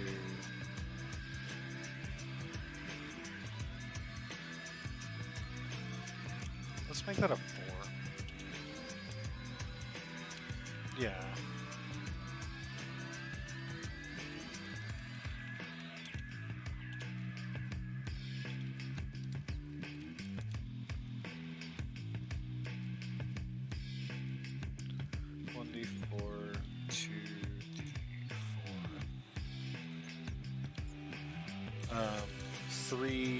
So 4, 6, 8, 12. That's 4. So each dice roll gets a 1d or 2d, with a 8 being a 4d12. So a 7 would be 3d12. If 8 would be 4d12. So 1d6, 2d6, then it's 1, 2, 3, 4, 5, 6, 7, 8. So now we're at 8. A 2d8,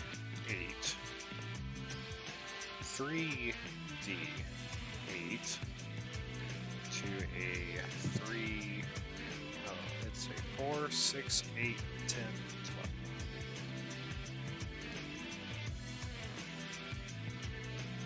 One, 2, 3, 4, 5, 6, 7, 8.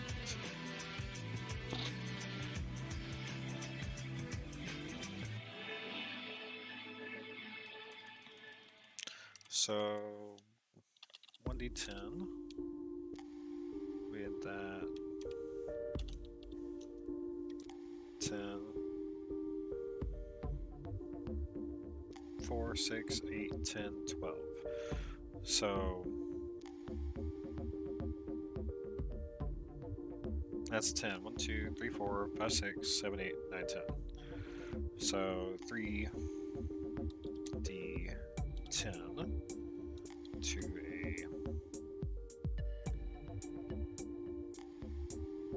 a 3d12 to a 4d12. So 1, 2, 3, 4, 5, 6, 7, 8, 9.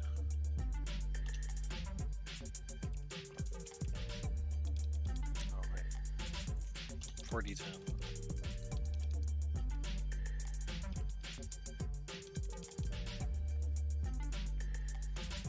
To a 3d12 to a 4d12.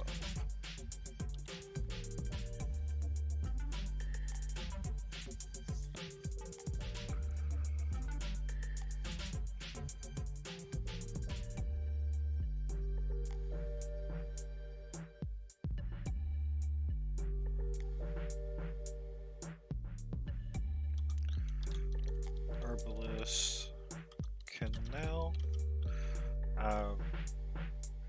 combine animal materials and plants to make salves.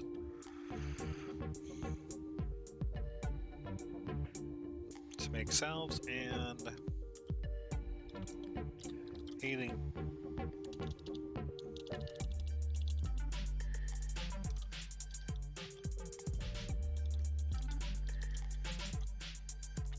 Lotus.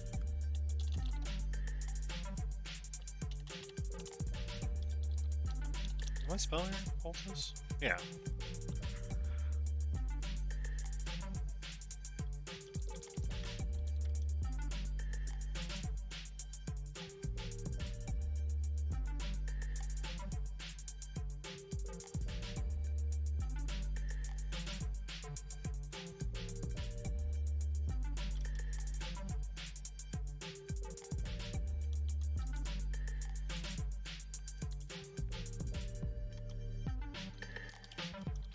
The number made and a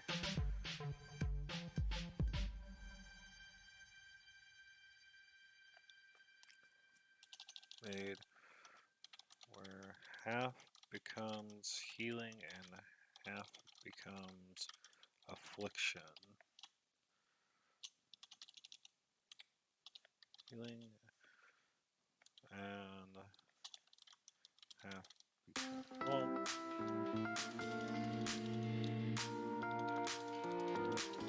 where the herbalist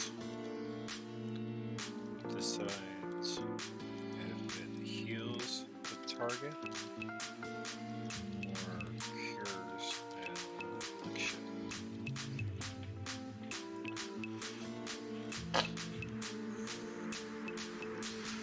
And to do that, for each potion,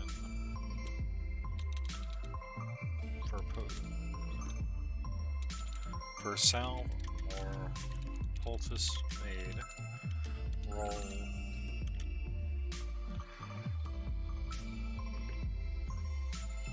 1d4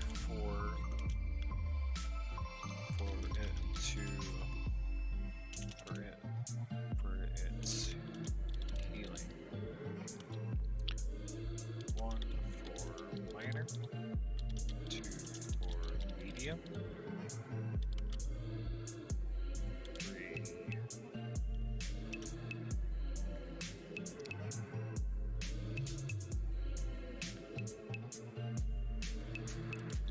afflicted.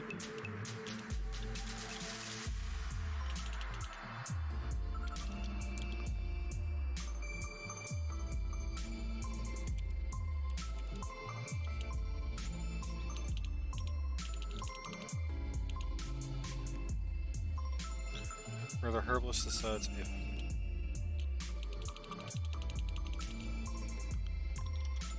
roll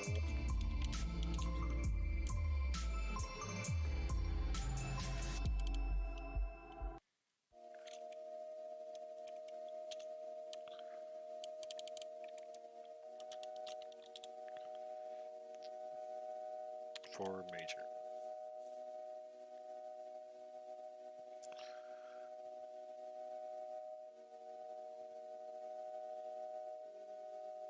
Oh, yeah.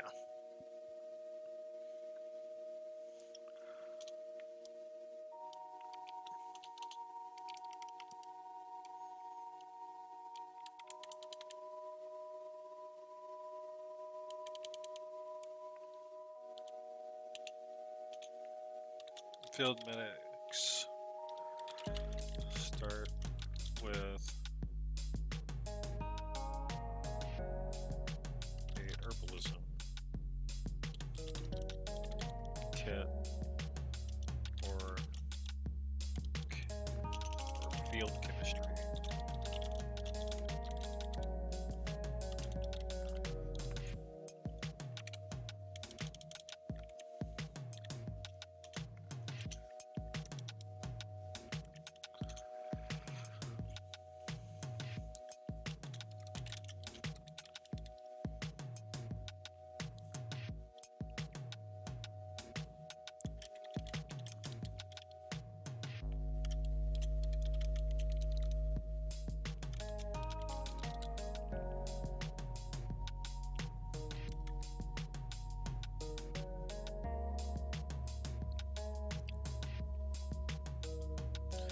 Light armor training, what else? I think clerics would have like chimes and stuff like that.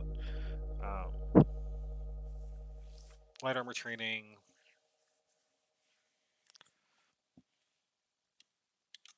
axe or long sword.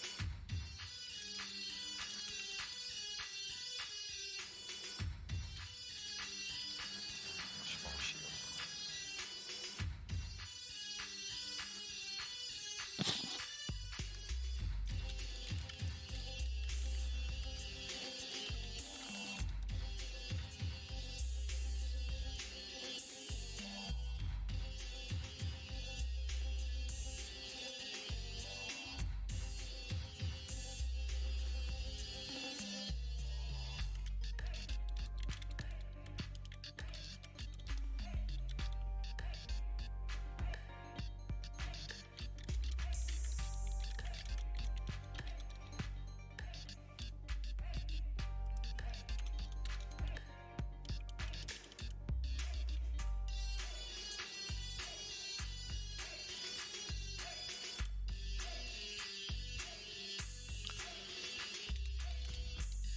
So with this,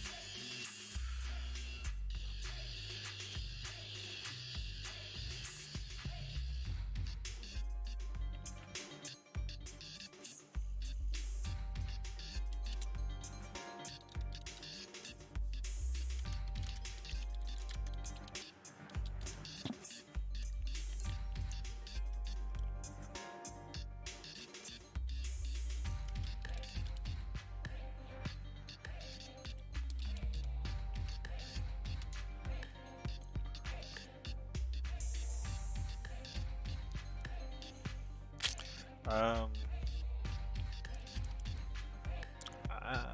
yeah, let's do this first, then we'll go to it.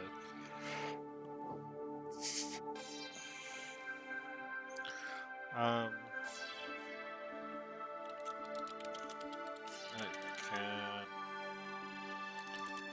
heal one combatant in range, touch.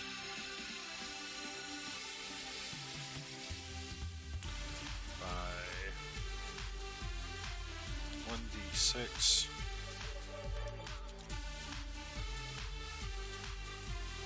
plus half the target's fortitude score.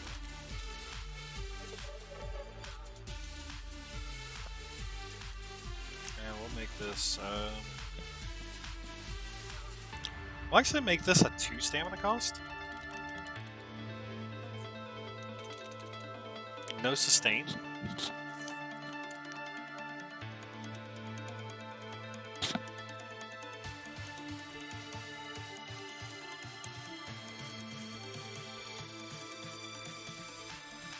I just thought of something really, really cool about the field medics too. They could go into a specialization class that's basically like Repo Man. No, because it doesn't. They don't have anything for cleverness or precision. Is there one?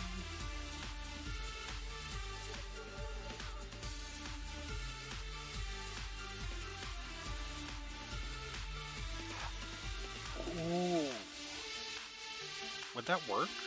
No, you would be able to combine classes to get that out. So yeah, we don't need to add that to here.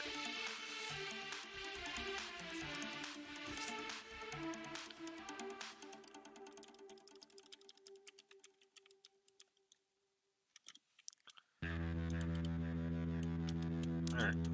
The next one is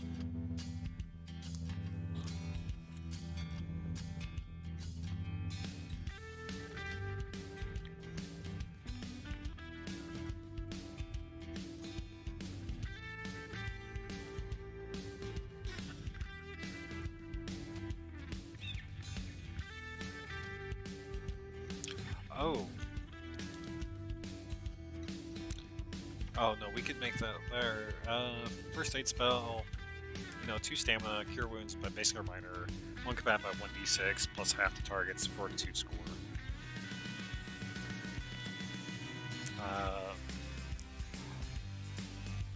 They also have fortitude themselves, and they have knowledge themselves. So what if we do that? Well, because animals and plants.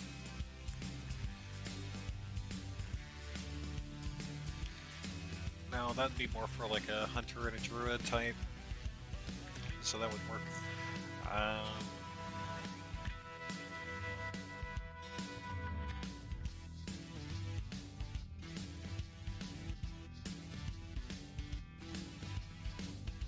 Oh, investigate.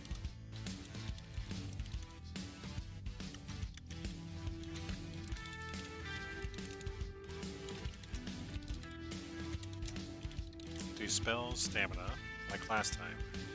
But this one's gonna be 0.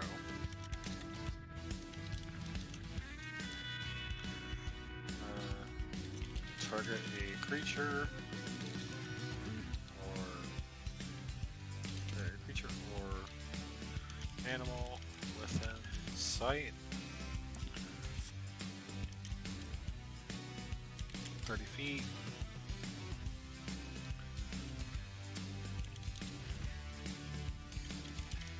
A 1d12 roll to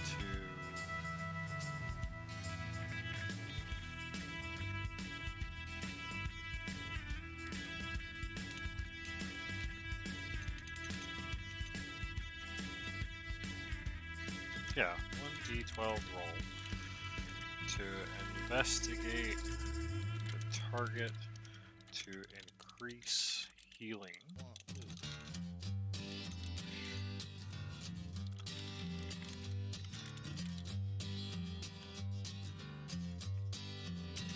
On that target.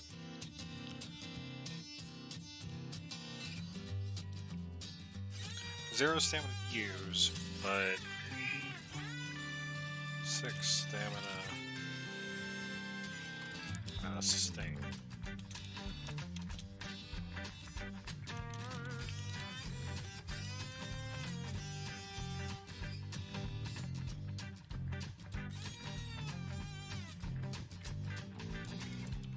I won't do 1d6, 1d12. We'll do a 1d6 roll to investigate to increase healing on that target by the amount rolled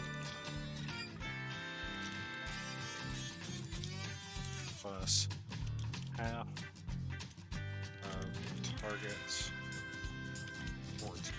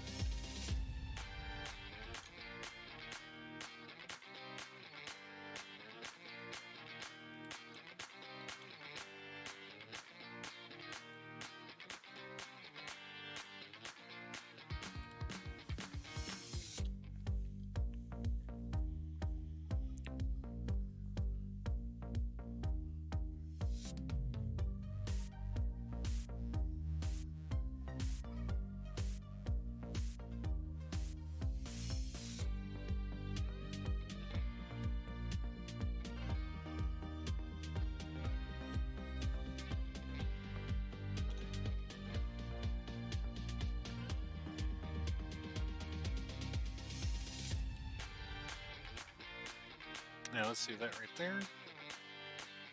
Uh,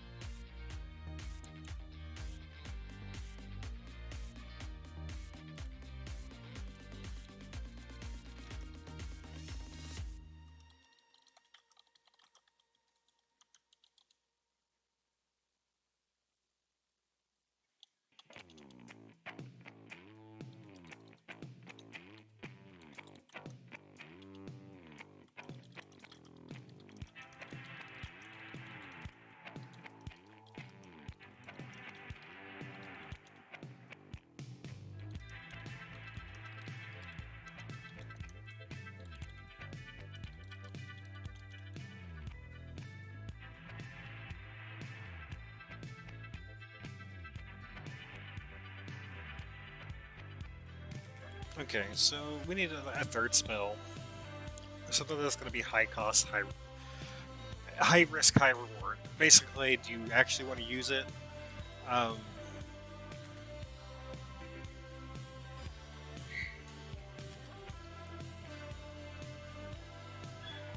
so we could call it precision. Stamina.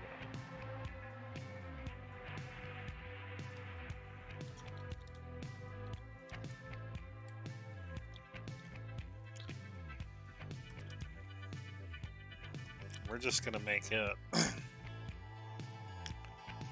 15 cost.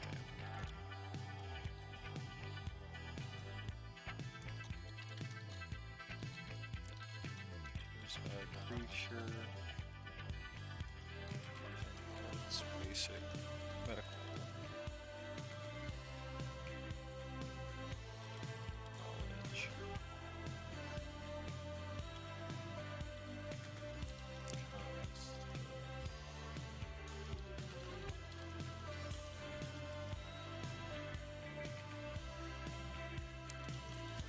Slash.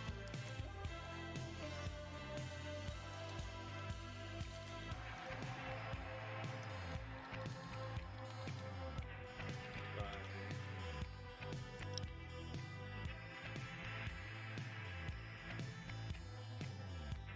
3d6.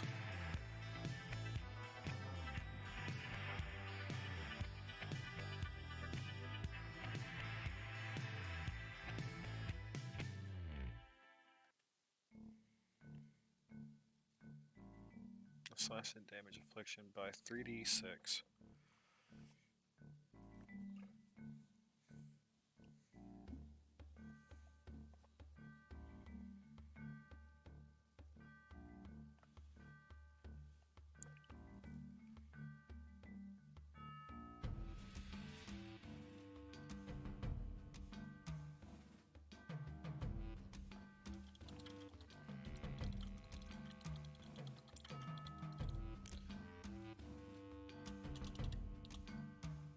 Knocking down a creature.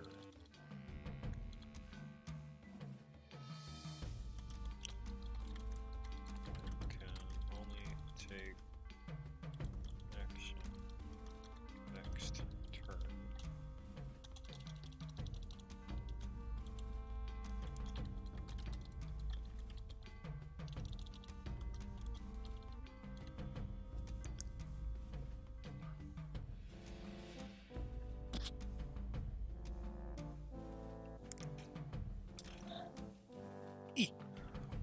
There we go.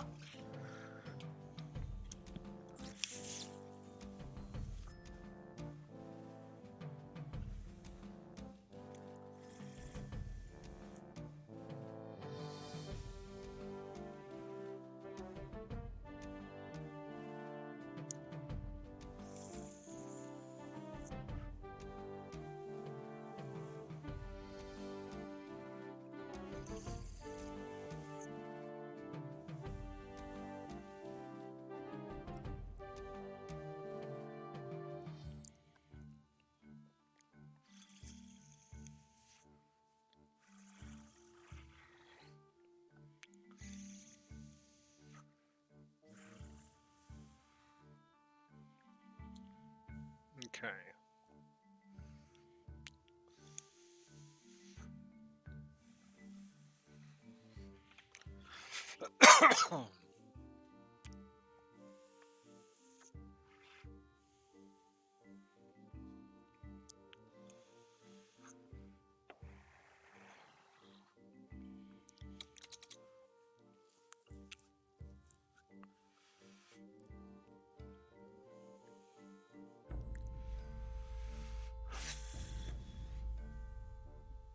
So we got a heal, an increased heal, excuse me, a kind of an attack.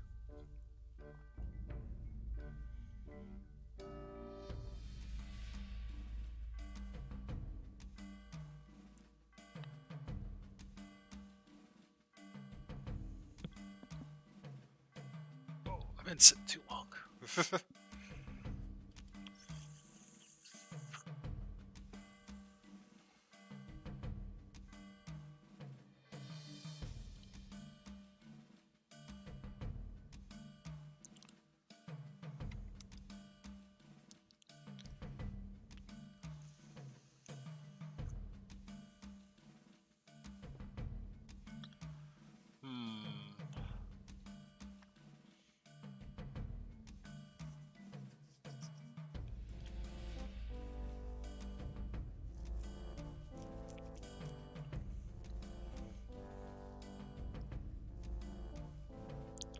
Let's do a buff.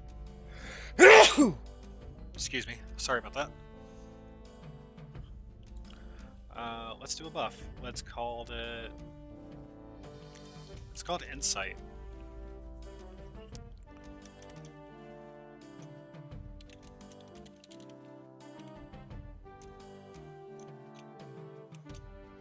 And of course, we're gonna do spell slash stamina.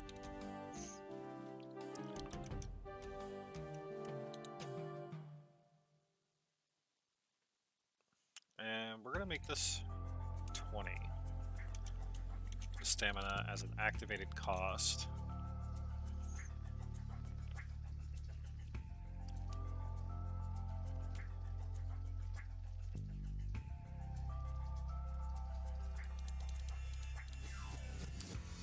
And we're gonna put this as slash buff too.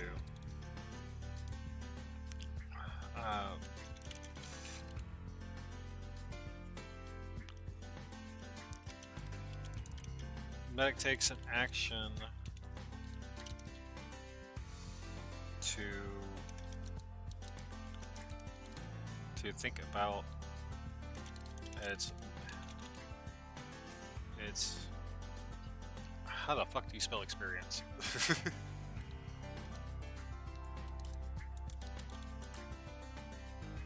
I forgot how to spell experience.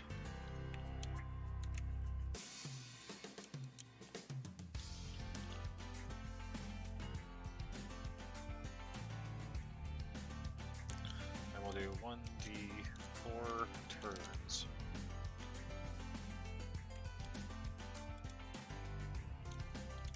For the next 1d4 turns.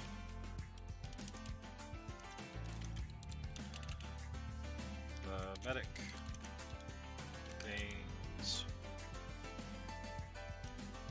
2 times its knowledge score.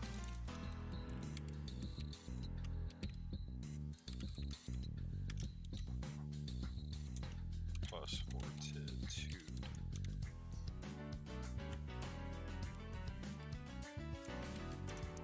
Plus fortitude.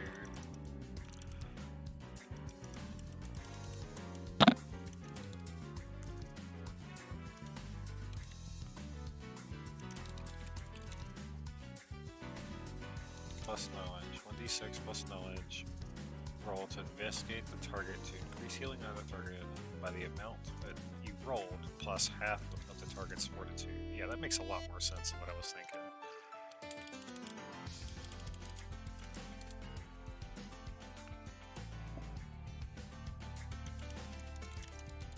added to its effectiveness. It's a basic thing that costs a lot, but increases it times 2. Because from what I can read that during this is that these levels that you can take outside of the specializations, you get to either choose a perk or increase a score. And you can start out with a huge knowledge, or you can start out with a huge fortitude inside of the field medics area. If I'm reading this right.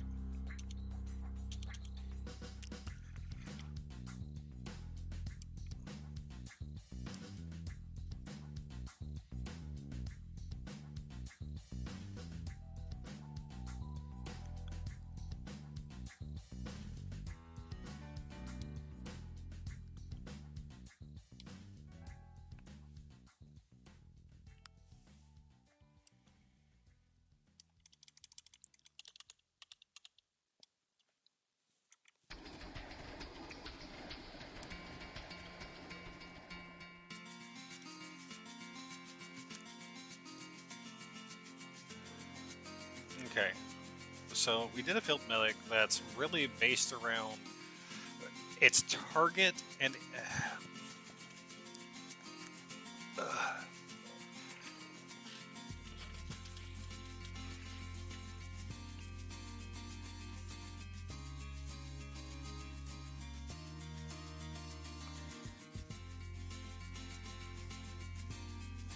so a suture specialist is grinding.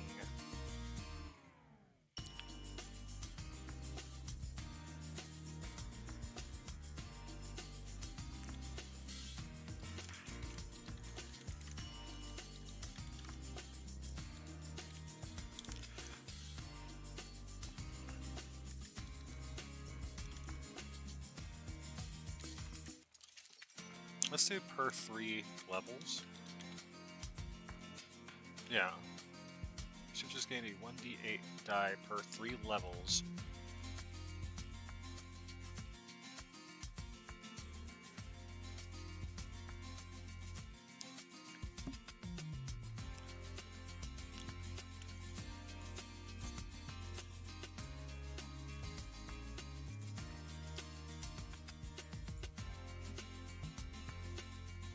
Yeah, potion crafting is more of a chaotic base. Suture is just the main healing, and herbalism is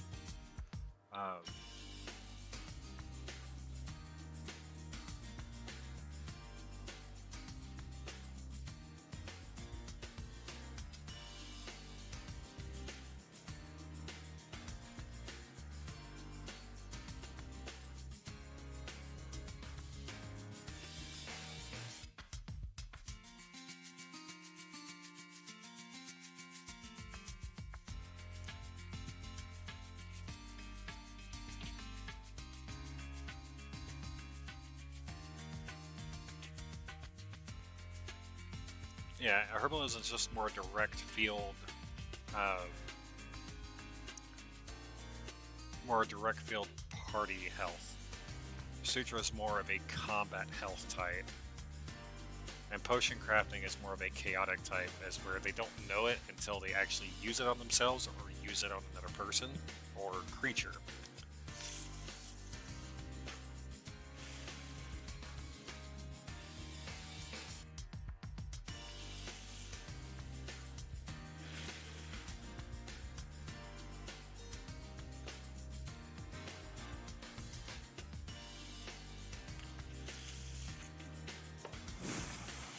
I'll make the potion scale every 5 level.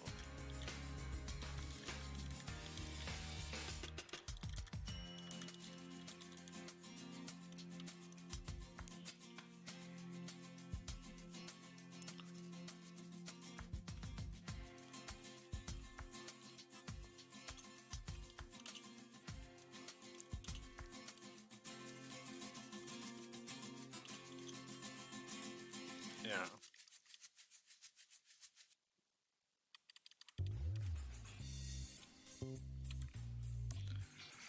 So just basic field medic, you know, it's more based off its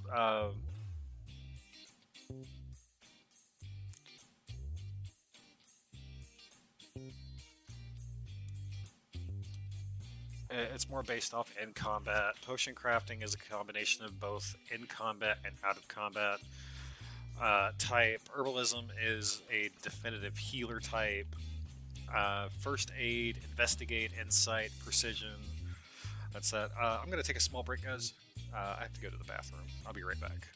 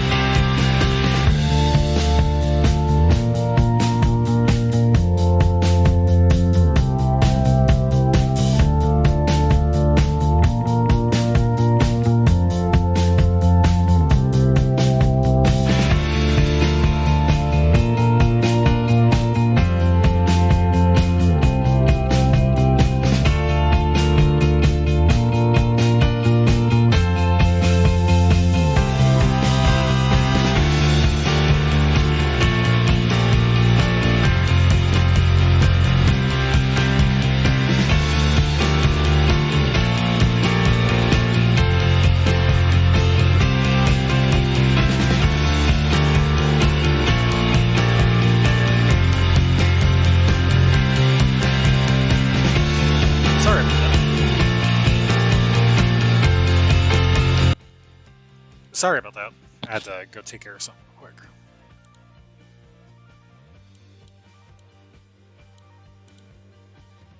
Alright. So, we did a martial class.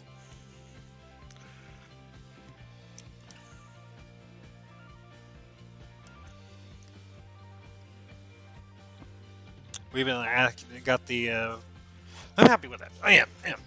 I'm happy with that.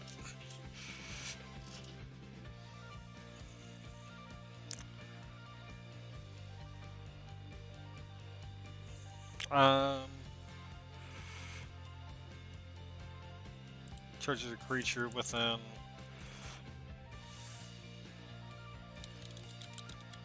Distance.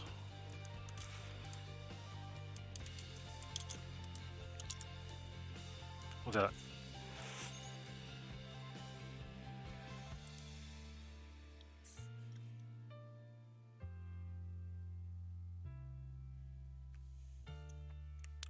Alright, so the next one I want to take a look at is a mage class.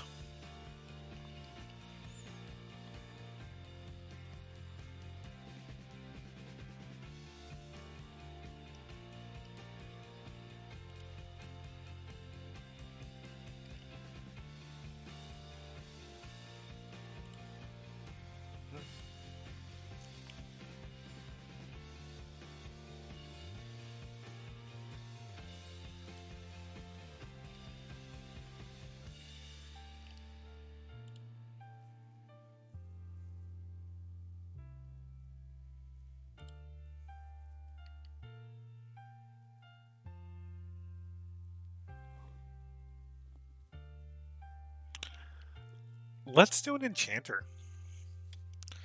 So enchanters are enchanter. So like the field medic, we're gonna go with a specialization. 3 different specializations, and we'll do 4 spells. Okay. So enchanter specialization.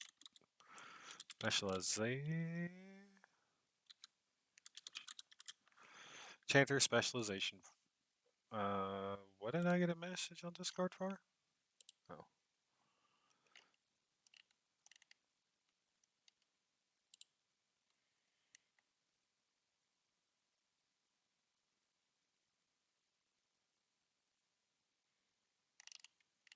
Okay. I'll take a look at that later.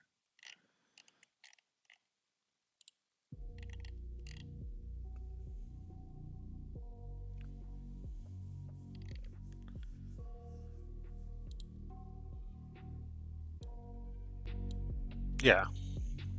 Okay. When you think of enchanter, you think of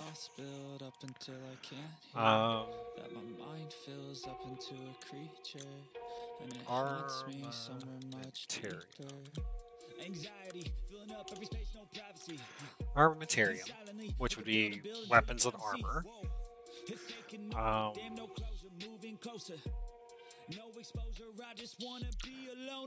So that would indicate armamentarium.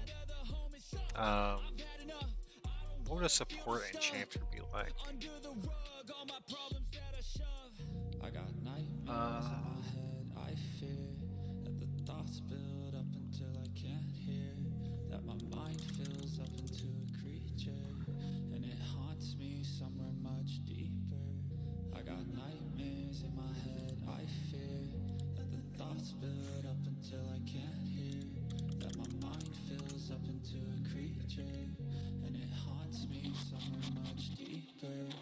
I've been feeling weird. I can't seem to focus good enough. Nothing's really clear. Sometimes it could be a little tough. I just need to feel like the end's in sight for me. But let's be really We'll do armamentarium. Gray mage. I'll explain what a gray mage is here in a second. And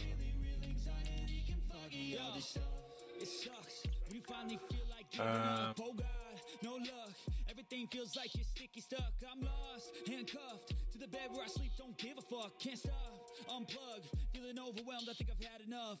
Gotta find a way to get some energy. Gotta find someone who's a good friend of me. I need purpose to make it all worth it. I'm still searching and I'm still learning. I want a life that's filled with memories, not a life with regret in front of me. I need focus to keep me from hopeless psychosis if I keep moping. I got nightmares in my head. I fear that the thoughts build up until I can't hear. That my mind fills up into a creature. And it We want haunts something me to deal so with much debuffs to the target, to like enemies, or those that it can cast on them, like PCs and stuff like that, to make them more susceptible to suggestions or other roles that'd be like cleverness or knowledge or precision.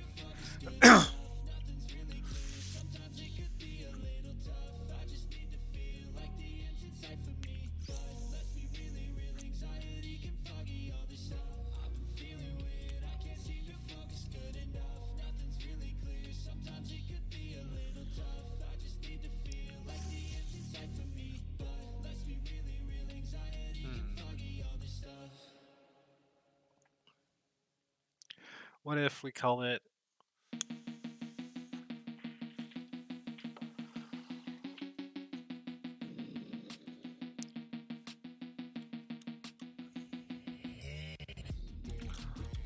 no, which would work?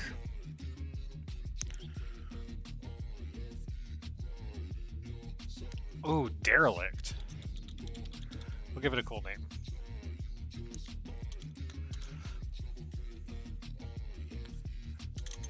We'll get to the other stuff there. First, we're going to do the armamentarium.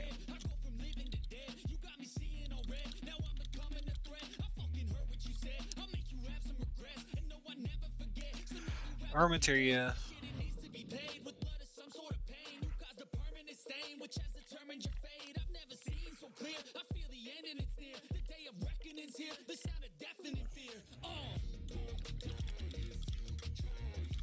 Weapons and armor. For a weapon enchanting,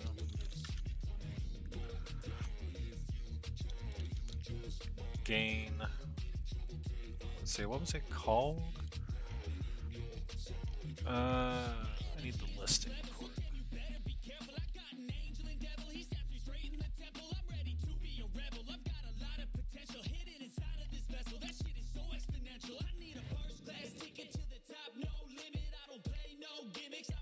Throwing cover, fate points, fate point damage conditions, and afflictions.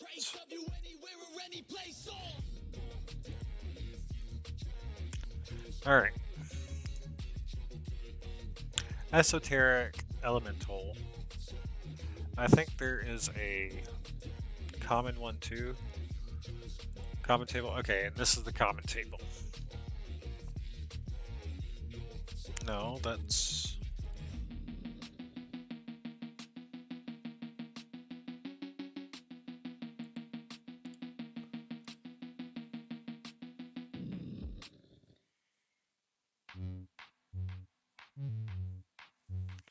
Here we go.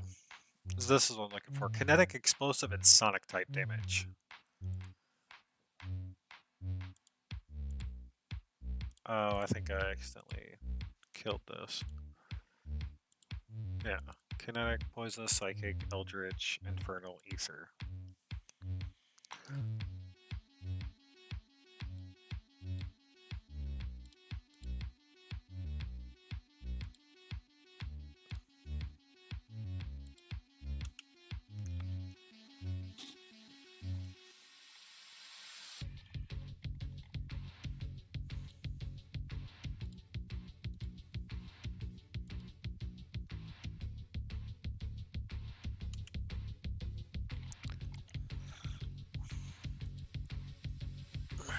Sorry, had to respond to someone. Apologies.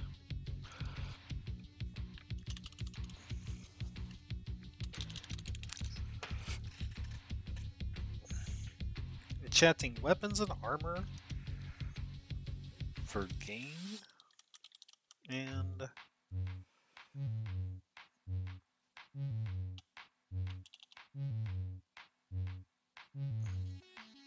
for everything.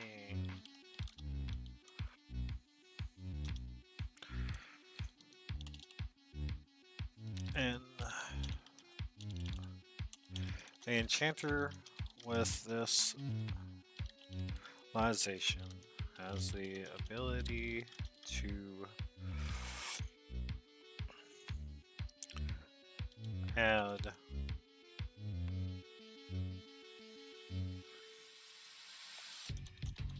forceful damage types to another's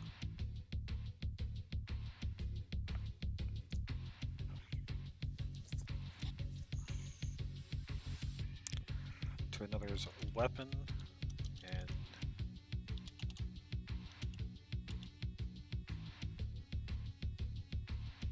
to another's weapon or buffs to protect against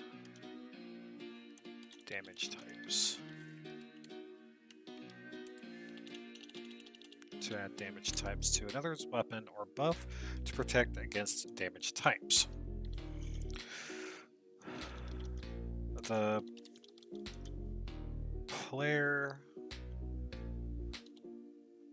can only use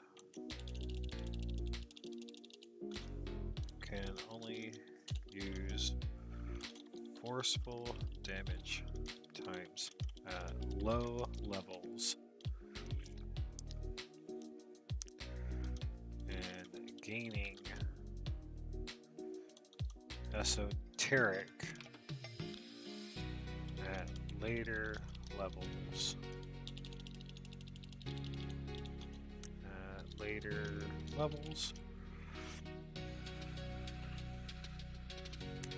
By taking time to study the damage type.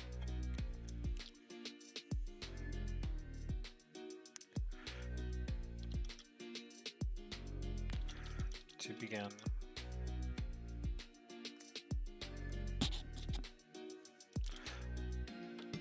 begin, enchanter can do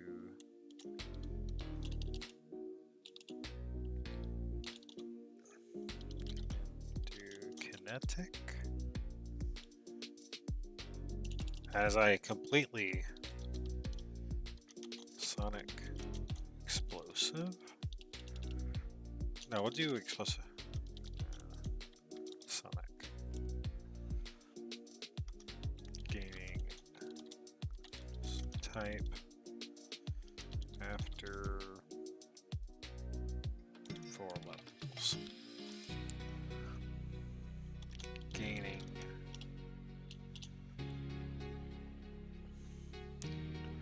to cast enchanter can cast the player can buff 1 armor and 1 weapon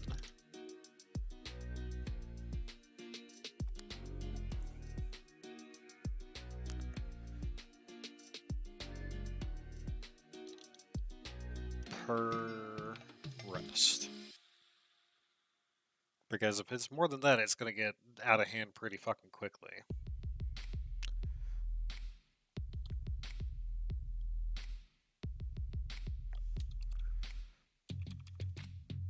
Gains explosive type after 4 levels.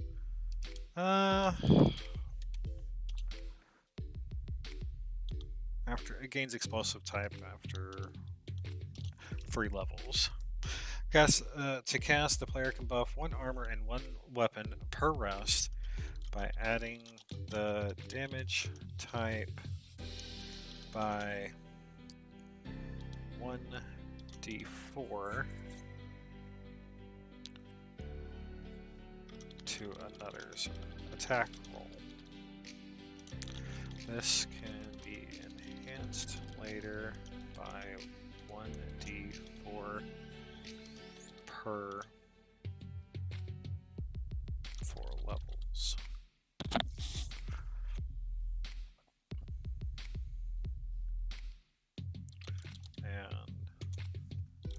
amount the enchanter can enchant by 2 per 2 levels.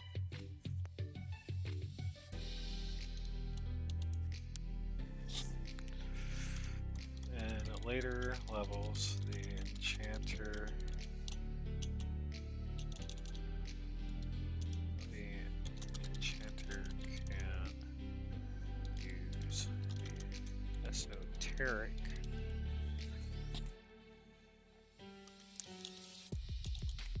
damage types by studying the effects by infliction or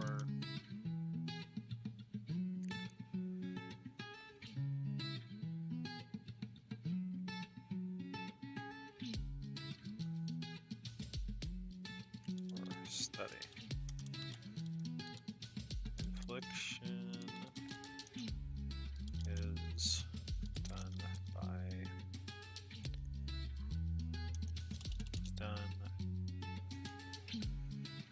Infliction is done by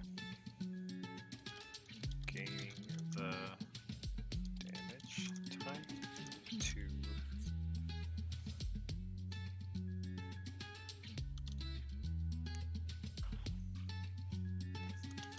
the table, or study by making the character out of combat and left in a town with someone who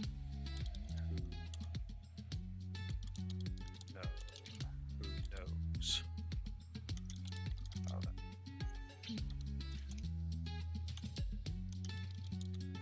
Minimal 2 days to gain basic understanding.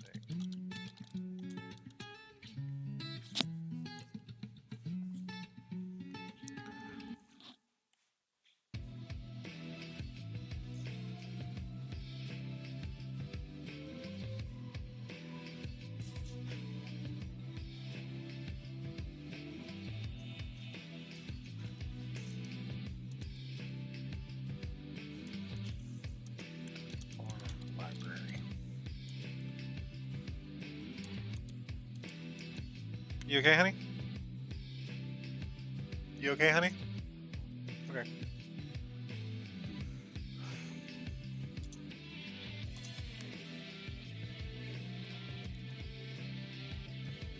Alright. Grey Mage.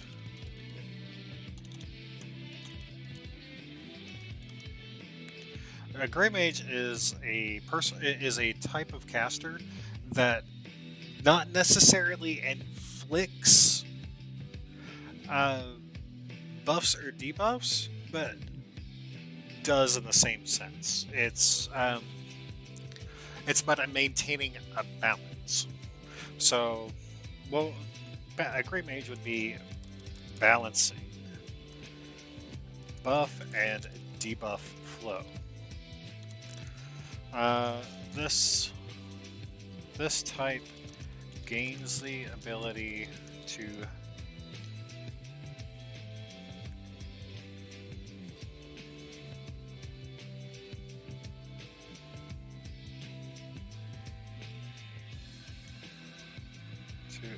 inflict status ailments.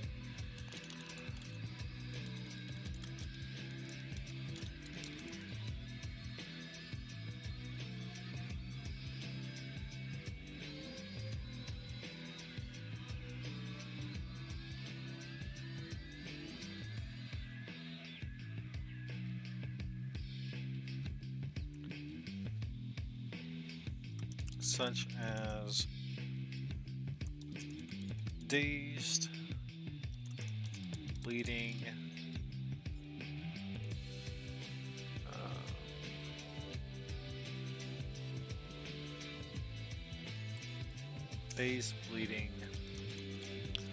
Burning.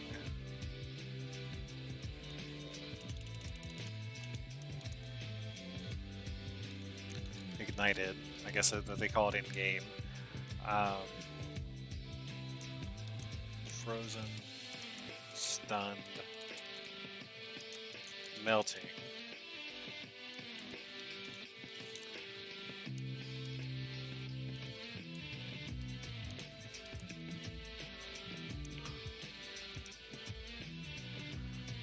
Uh, this type gains the ability to inflict status elements such as dazed, bleeding, ignited, frozen, stunned, melting by adding the adding the damage type to another's weapon.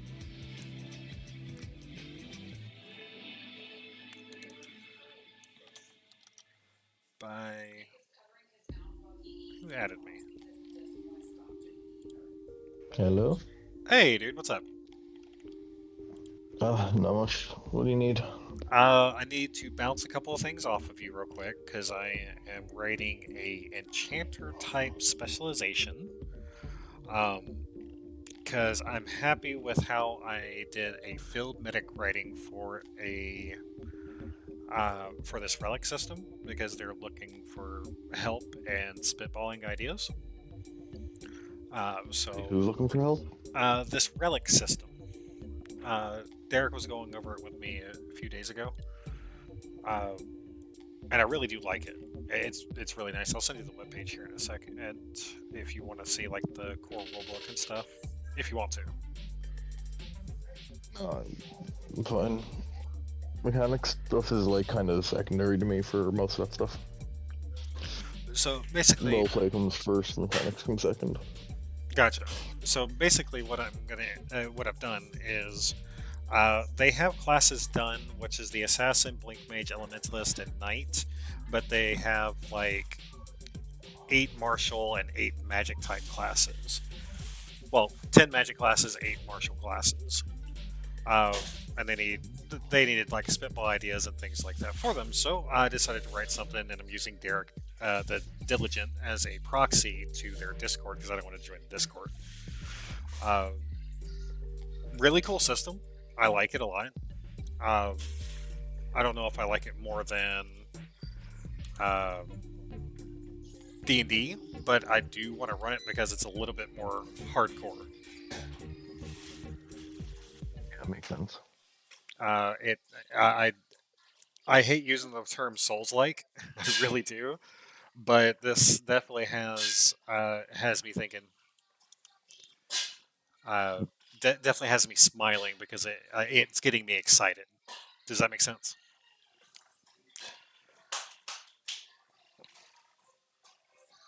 Yeah, I get what you mean. All right, so I'm going to go over the field medic class. Okay, uh, this is where I got it to be happy with. The field medic specializations are in sutra, potion crafting, and herbalism. They start with a herbalism kit or a field chemistry set, light armor training, axe and longsword, and a small shield. And they have increased carry weight due to a medic satchel. The first specialization is known as sutras. Knowledge of sewing flesh to flesh. The field medic gains a 1d8 plus knowledge to heal an ally's wound by 1d10 plus half the target's fortitude score per rest per day, while losing the prior day rolls. Sutras gain a 1d8 die per 3 levels. So as they gain levels, they gain more experience and, sewing people up. Okay. Okay? Potion crafting. The field medic can search for useful items, mushroom, herbs, etc., to make a potion.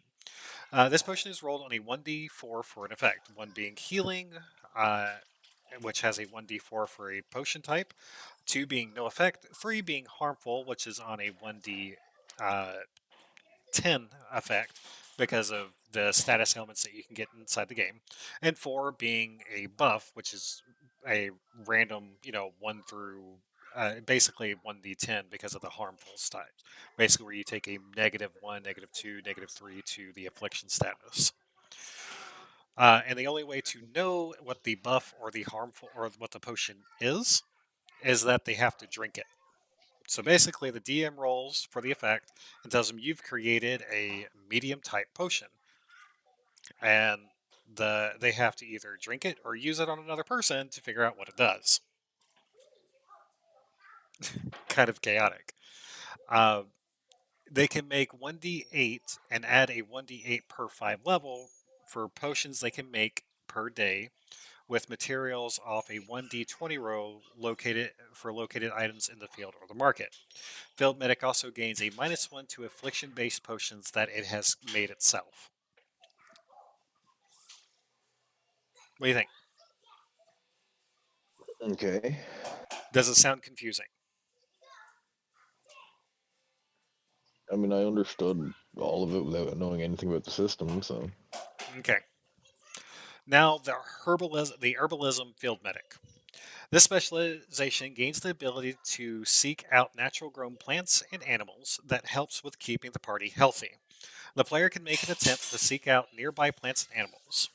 To find, the player makes a 1d10 roll, 1 being a 1d4 roll of a plant and animal found, to a 10, which is a 4d12 roll, that escalates from 1d4 to 4d12. So if you roll like a 1 or 2, you do 1d4, 2d4, and that's what you have to use to make potions with. Or if you roll uh, a 10, like a 9 or a 10, you get 3d12 or 4d12 of the items you find around you to make a medical salve or a poultice. But in order to make the poultice or the healing salve, you need to be able to use 2 to 3 items to make it. Make sense so far? Rolling dice to roll more dice. Yes. Um, Go ahead. that that should be limited to how frequently you can do it, just to not bog down gameplay. It's once per day, once per Yeah. rest per day. Yeah, because holy fuck, like imagine if you could just freely do that as much as you wanted. In the middle of doing something, I'd like to do my roll for this thing. Do one roll, and then it's like, oh, I get to roll 4 dice, but I only have one of these, so I'd have to roll this dice 4 times. Yeah, they have to do it like they can only do it once per rest per day. So Yeah. even if they take another rest during that time period, they can't redo it. Are you going to have time requirements for the things like making potions and searching for stuff? Yes, that's actually listed in the core rules. Believe it or not, any type of Okay, crafting, good. blacksmithing, or enchanting, if it's not a um, combat type of enchantment, it takes time to enchant or to make the armor piece or to make the arrow. Okay, good. Okay, so herbalists can now combine animal materials and plants to make salves and healing pulses based off a 1d12 roll for the number for the number of the amount that they make. So in other words, the 1d12. Wait, what? Why is that there? Okay, so they roll a 1d12 as a max kind of. No, that doesn't make sense. I need to get rid of that because they can just use it. Yeah, 1 per day per rest. That makes a lot more sense. For salve or poultice made roll, 1d4 is for healing, 1 for a minor heal, 2 for a medium heal, 3 for an afflicted status heal, or 4 for a major. So if they made a minor salve for healing, it does minor cure wounds inside of the game itself, which is like 1d4 plus the character's, I think, knowledge stat. Okay. So the next part is Yeah. I'm actually kind of excited because I haven't written spells in ages. Um, so I'm really, really excited about this one. So, of course, the first spell is going to be known as. Oh, by the way, did that make sense for the herbalist? More or less, yeah. Okay. So now for the spells. So first aid is a stamina type spell. It takes 2 stamina to do, and it's curing in battle wounds for basic or minor. The field medic can heal one combatant in range, which is touch, by 1d6 plus half the target's fortitude score. And you can increase the 1d6 uh, by expending 2 more mana. 2 more stamina, I mean. Rules.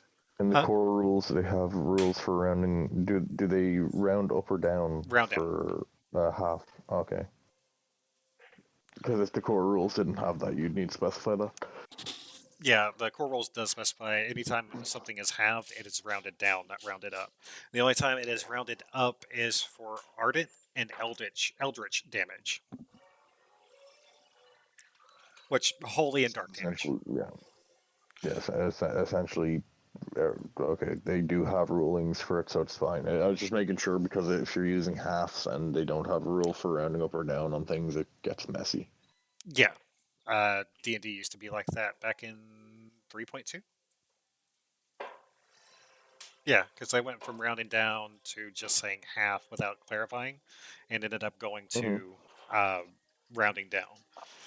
The next one is called Investigate. It's 0 stamina to activate, but 6 stamina to sustain. So every turn you have to exude 6 stamina off yourself to sustain the effect. Target a creature or animal within sight, 30 feet, and make a 1d6 plus knowledge roll to investigate the target to increase healing on that target by the amount you rolled plus half of the target's fortitude. So you roll a 1d6, you hit a 3, your knowledge point is 4, so that's 10. So any healing done to that target is 10 plus half of whatever their fortitude score is that other And you'd people have to can use. so this is a spell, right? It's more like you're yelling at another person that if they're going to heal them, do this, and it increases by 10 plus the half of the target's fortitude. So if they Like I'm have saying, like this would does this fall under like spells? Like, what's the limitation on using this? So you have a maximum stamina and stamina regeneration block, and you have a max Mm-hmm. stamina cap and regeneration block. So the costs get really, really, really outrageous. Um, and in low levels, Did hmm? having it be 0 cost to initiate it and then be a 6 for upkeep essentially on it, that like what would be the point in upkeeping it instead of just redoing it over and over again to try and game the system? Oh, that makes well because the stamina the you so if I read the rules right, and like I said, this is still an in-work system, so I don't know if I'm reading it right. So you activate it for 0 stamina on your next turn when your stamina is supposed to restore. It automatically consumes 6 from the previous round. That's what I mean. It's a uh, an upkeep cost, but like in the rulings, does it specify that you have to keep it? Because the way as written on that, the way you read it out to me, it sounded like it was an option whether you wanted to maintain it or not. The maintenance cost, the way you read it to me, sounds optional rather than mandatory. Okay, that sounds that yeah. So maybe make that a 4 stamina to use and a 6 stamina to maintain. Oh, I don't know what would be balanced to that. I'm saying, like, even if it was just the wording where you have to channel it for at least a full cycle, but it's just The as spell written, it stamina. sounds like something that you. Stamina. Stamina. I know you're asking a dyslexic person. um, Okay, I spelled it right. but like So 4 to with activate, so you're going to lose it, and a 6 sustain cost if you want to help another healer or a minor healer that's closer by that can use it, or someone that's a better I healer than yourself. No, I was saying, I'm not the best when it comes to the mechanic side of things for it, especially because I haven't read through core rules for it. But the problem I was having was more so not that it doesn't cost anything to activate. That could be its own problem. It's more so that the idea of having a sustain cost on something like that, when I don't know how other classes and stuff heal. I don't know if their healing is going, because like for a spellcasting healer, all you need is the one-time cast on that to basically give them a healing buff. For somebody who is going to have to like sit down and actually dedicate time to healing somebody, that's where the channeling would actually come in handy, because you're essentially, if they have to do multiple checks or whatever, you're giving them the buff constantly by channeling it, and like basically capping off your stamina every turn by the um the maintenance. But like the problem is, even still, if it's not, it needs to be specified that the maintenance is not an option, that you have to do it for a full turn, and then Okay. because it's just kind of like one of those things where it's like you need to make it clear that it doesn't take any from your current turn to do it, but your next turn you do not restore, or you lose out 6 from your total on your next turn initially. Because it's just, as it's worded now, it sounds kind of like, oh well, this is just a free skill because I'll activate it for now, and then I'm not choosing to maintain it for my next turn, so I don't have to pay the 6. Okay, so I got rid of the zero Hopefully cost my and put own it at channel. 4. No, you said it just Mm-hmm. perfectly. It reined it back in. So instead of the 0, I made it 4, and I put 1 full turn required. So your maximum stamina cap is -6 for your next turn. So you may not even regenerate stamina next turn, or you may just regenerate by 1, because I think you have to do at least 1 regeneration per turn. Like, I can consider it to be kind of, this is not necessarily the final version of it. It's just I'm trying to my brain for this and trying to balance things right now. It's just trying to find what's abusable. Oh, I'm working on the enchanter right now. All right, the third Mm-hmm. spell, that's just something the field medic gets outside of its specialization spells, which I haven't done the specialization spells like for sutra, potion crafting, or herbalism. These are just basic, Yeah. like you just gain throughout your level taking. Yeah. Which really cool thing is that you have access to all of your basic spells at level 3, Okay. which, in this case, first aid, investigate, and the other two I'll tell you about in just a second. Right, at level 3, but you have to level up to gain the stamina usage in order to use them, or the mana usage in order to use them. So it's not Yeah. based off of, oh, you level up, you can now use these spells because they only cost the spell slot. It's, no, you have to invest your points in order to use them. Yeah. Third spell is called Pressing Matters. And I just thought of the name when I was talking to you because I just put precision earlier. I was like, no, you're charging a creature. You're not being precise. You're literally just pressing them. So Pressing Matters. It's Mm-hmm. a 15 cost stamina point action. The field medic charges a creature, which is based off your movement distance, using its basic medical knowledge to cause the creature to take slashing damage, affliction, by 3d6 plus fortitude and knocking down the creature. The field medic can only take one action per next turn and must make a successful attack roll.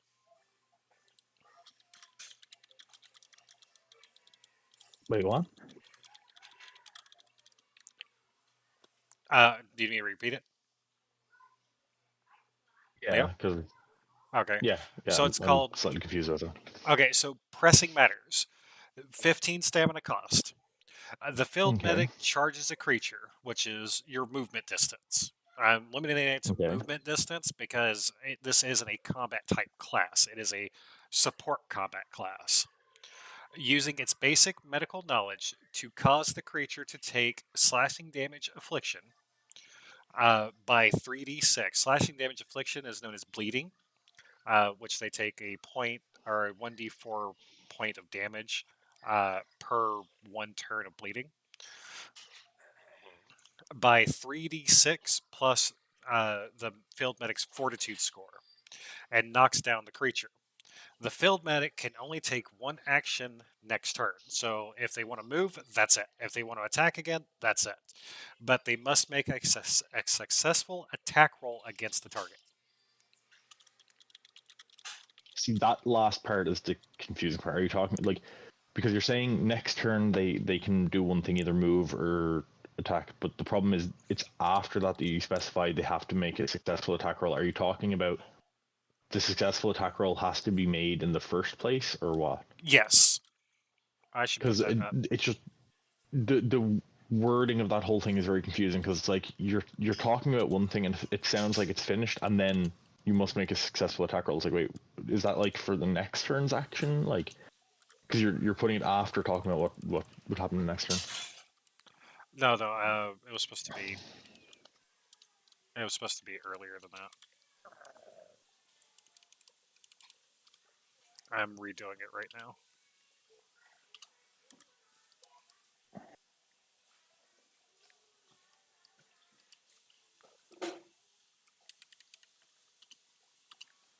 Yeah. Field medic charges a creature by its movement distance, must make a successful attack roll against the target to cause the creature to take the slashing damage affliction by 3d6 plus fortitude score and knocking down the creature. Field medic can only take one action next turn. Okay. So what happens if they fail an attack roll when they try to use that?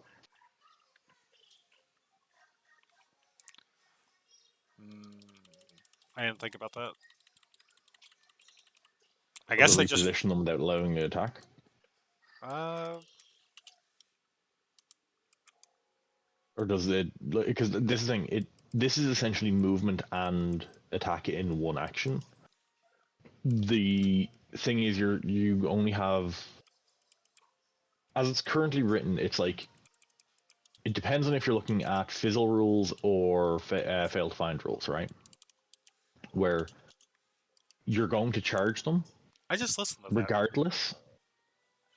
But it's like you're going to charge them and you will move there regardless, even if you fail your roll, or if you succeed in your roll, you hit, or is it just if you fail, you do not move at all? Like, is the attack and movement intrinsically tied to success on the dice roll or not? So no, the movement just happened on failed attack.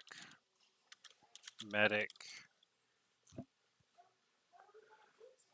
How would I word that? On failed attack, medic just moves to location.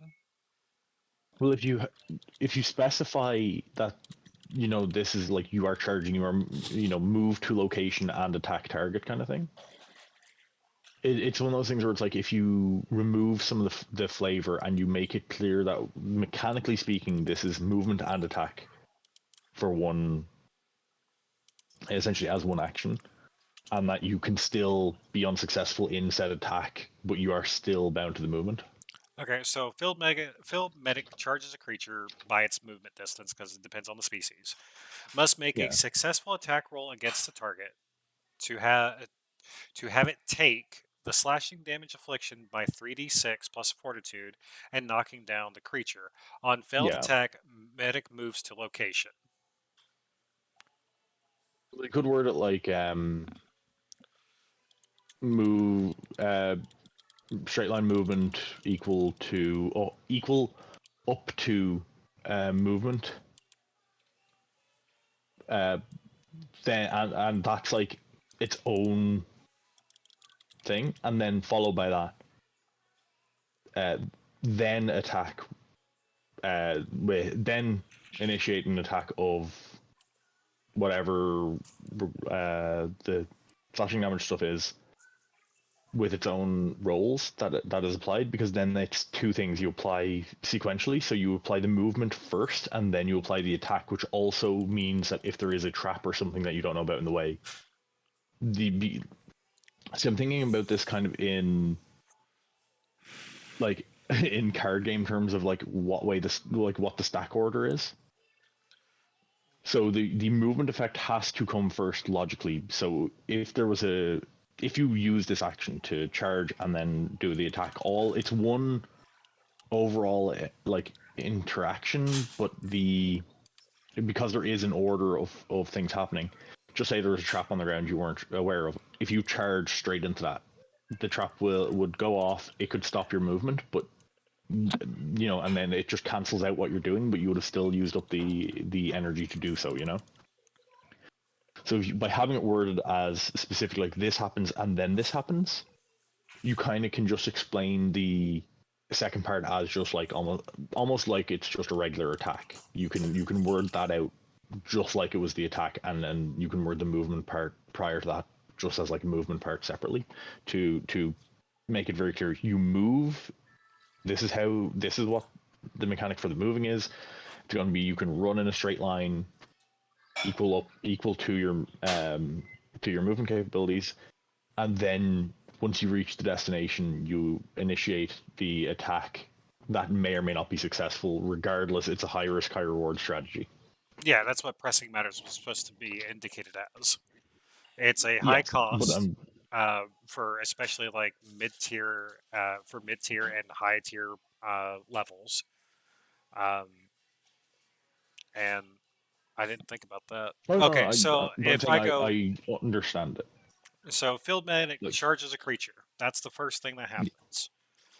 Then, yes, but you want to explain like field medic charges a creature, and then you can like if you want to give it a flavor and then an explanation of how it works. Field medic charges the creature, then attacks. then player must make an attack roll against the target. Then make an attack roll, and if it's a modified attack roll from regular, like if it has its own specific attack roll for this, you'd put in what it is there. But even the first part of it, then like some clarification may be needed that of how mechanically this works. That you are actually like it's using your movement for it, and But I'm just saying like it's clarification on it may end up being needed by somebody because it is simple in what it is trying to do, but mechanically speaking, it could end up being very confusing to some people.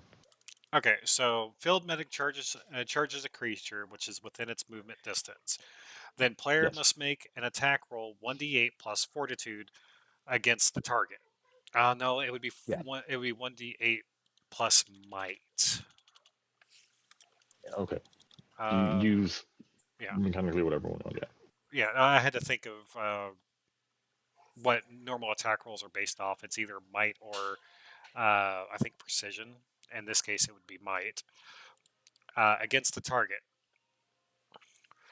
On success, I better put on success. On.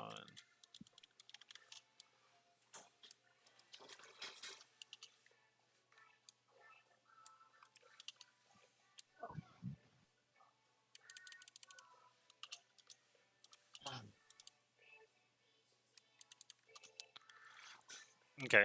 Field medic charges a creature within movement distance. Then player must make an attack roll 1d8 plus might against the target. On success, target takes the slashing damage affliction by 3d6 plus fortitude and knocking down the creature. On failed attack, medic moves to charged location. Failed medic can only take one action next turn. Yeah, because I wanted to have something that's like, yes, this would be really, really good because bleeding is actually really, really good in the game. And that's a lot of bleeding damage. That's a lot of bleed status effect by 3d6 plus fortitude. But you're only limited to one action next turn. Yeah. Okay, that makes a lot more sense. Thank you. Yeah, it's just one of those things where it's clarity in how it is intended to be used. Otherwise, people can find their own interpretations for it. Like, oh, well, you failed a roll, so you don't do anything. Okay. You just stay there. You're just there. Fuck. I can only use one action now. The next one is called Insight, which is a stamina buff, and it takes 20 stamina to do. The meta takes an action to think about its experience. For the next 1d4 turns, the meta gains 2 times its knowledge score added to its healing effectiveness. So you Alright. take an action to roll a d4 to gain 1 to 4 turns of 2 times your knowledge score to be added to healing effectiveness. Okay. So, like this goes for all healing stuff. So sutras, potion crafting, herbalism. So insight would basically let the so if you roll a 1d10 to heal a target and your knowledge score is a 5. So now it's 1d10 plus 10. So your minimum heal is 11, your maximum heal is 20. So it's just there to increase its healing effectiveness. Simple, huge buff. 20 stamina is a lot at every single level of this game. You could definitely make it to where your stamina is well above that. I feel like I need to You'd have. be sacrificing something in return for level ups, and this character isn't like it. Like, you'd have to play this character carefully initially. Because so far, the only offensive capability is one that leaves you very vulnerable. Yes. Well, the It's, other thing is what, that why are you charging him? What the fuck? so that's why I made the potion crafting field medic. So Mhm. because once you learn how to make one of the harmful potions, like a Molotov, a grenade for explosive type damage, a sonic flashbang, something like that, you can remake that. Oh, thank you, You honey. make a Molotov, you drink it to try and see what it is. You die from it because Okay, I'm just using as like, or like you create a potion, you don't want to use it on yourself, you throw it, next thing you know, it lights everything on fire. Or you throw it, nothing happens for like 3 seconds, the next thing you know, explosion. That's where, because the sutra is a definitive uh, healing class type for the field medic. The potion crafting like, is a chaos oriented uh, class, and the herbalism no, no, is no. a secondary healer and basically a affliction remover. The, the, to make Molotovs, you need spices. You need to make the spicy potion. The spicy potion. Thank you, Leah. Okay. It applies 1d6 flaming splash damage on impact. If you drink it, it gives you fire breathing. It's really, really good. Okay, so this is what I did for Enchanter. I'm still writing Enchanter, which after I get to talking with you, I'm probably going to quit for the day, the stream at least. Yeah. So this is what I got for Enchanter so far. Enchanter specializations: Armamentarium, Grey Mage, and Derelict. So Armamentarium, enchanting weapons and armor for everything. An enchanter with this specialization has the ability to add damage types to another weapon or buffs to protect against a damage type. The player can only use forceful damage types at low levels, which forceful damage types is kinetic, uh, Yeah, I know. I know what you explosive, mean. or So you're sonic. not going to be applying. Yeah, you're not going to be applying things like fire, lightning, Correct. poop. The types at low levels, gaining esoteric at later levels and higher levels by taking the time to actually study the damage type. To begin, the enchanter can do kinetic and sonic and gains explosive type after 3 levels. To cast, the player can buff 1 armor or 1 weapon per rest per day. No, per rest. I want to make this like an ongoing thing because it takes 8 hours for something to be rested. Wait, are these enchantments permanent or are they temporary enchantments? Temporary. Can buff Okay. temporarily. I need to put that. Thank you. Because I was just going to say, like, if you can do this once per rest, you could just, like, make so much money enchanting people's weapons. Hey, I'm just gonna hang out in town and just fix everyone's weapons with some enchanting. Hey, guys, you ever want a sword that sings? What? Yeah, I gave it sonic damage. Actually, there They can is also something curl I up was into a thinking about. ball. I think about for that, and you'll love it Hmm. because it's going to be on the spell list. We'll talk about that in just a second. Um, My sword has a cable that comes out of it. It's a needs a portable amp. okay, so stop. We're on the same wavelength. Stop. Can buff temporarily one armor or one weapon per rest, and I The obvious I option would be to use it on yourself, but you could also, instead of buffing your own weapon, you could buff an ally's weapon.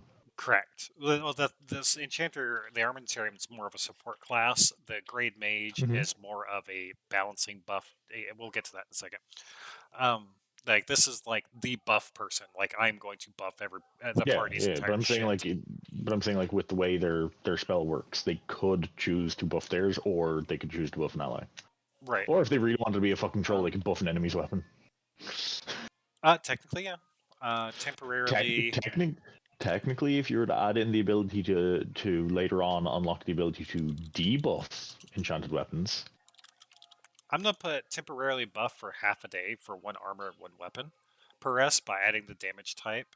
Okay, so can buff temporarily by half day one armor or one weapon per rest by adding the damage type by 1d4 to another attack roll. This can be enhanced later by 1d4 per 4 levels, and the amount the enchanter can enchant by 2 per 2 levels. So every 4 levels, instead of 1d4, it goes to 2d4, 3d4, 4d4, yeah, yeah. 5d4, as to add it to its attack roll. Then every 2 levels, you're able to enchant 2 more items. So basically, you start out with 2, then you go up by 2 every other level. So by the end of it, the enchanter armamentarium class can buff 10 different items for the party. Um, in the later levels, the enchanter can use esoteric damage types by studying the effects by infliction or study.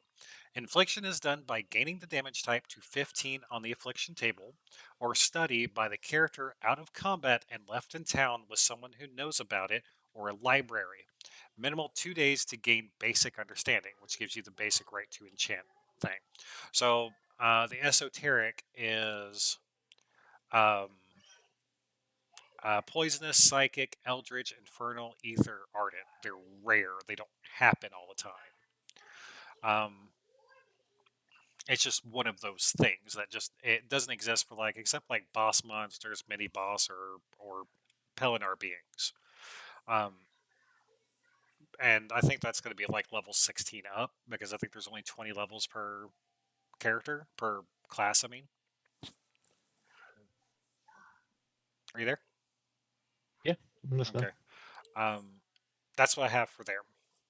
There's a couple of spells that I want to do, but after I do the first part of the Grey Mage for you, I'm probably going to end the stream.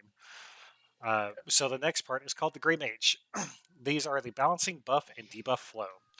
This type gains the ability to inflict status ailments such as dazed, bleeding, ignited, frozen, stun, melting by adding the damage type to another's weapon. It can't buff armor. Uh, the next part of that was going to be if you uh, give a status affliction to, say, a sword, the person rolls a 1d4 and gains that many of the affliction status. So you buff and debuff your friends. Or if you debuff a target, it gains that affliction status. Yeah. Uh, in later levels, I want to make that not a thing.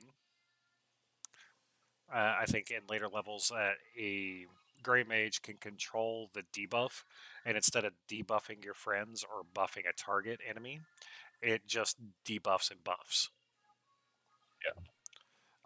Because you start out really low as a basic understanding, then you go all the way to a master to where you can just add it and be like, oh, you're about to hit them? Guess what? Bleed damage.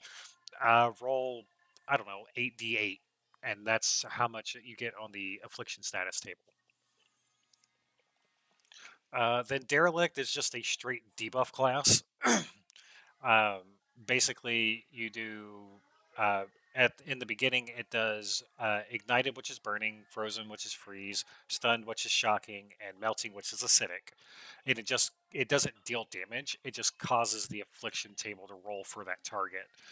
In later levels, you're able to do cursed, frighten, and disassociate.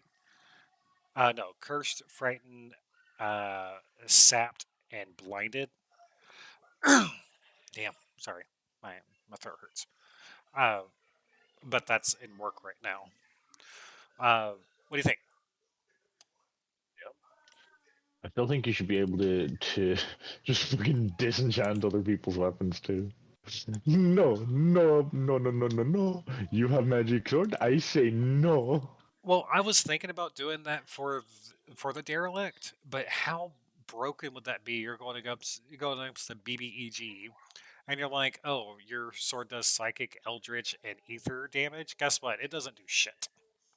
It just says Well, no. you'd only be able to disenchant it to the same degree that you can normally enchant it. So you, even if it has an enchantment that's way beyond your capabilities, you can just nerf it down a bit. You couldn't remove it entirely.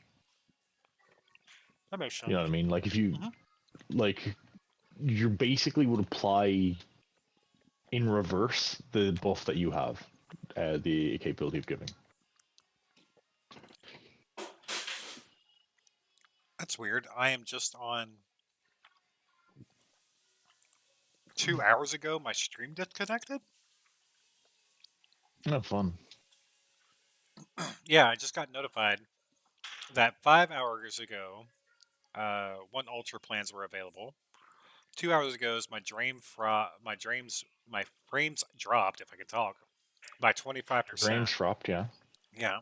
Then my stream disconnected for 2 hours. No, 2 hours nice. ago too, then restarted. That's weird. It's a good thing that you're so professional about your streaming and you make sure that that shit doesn't happen.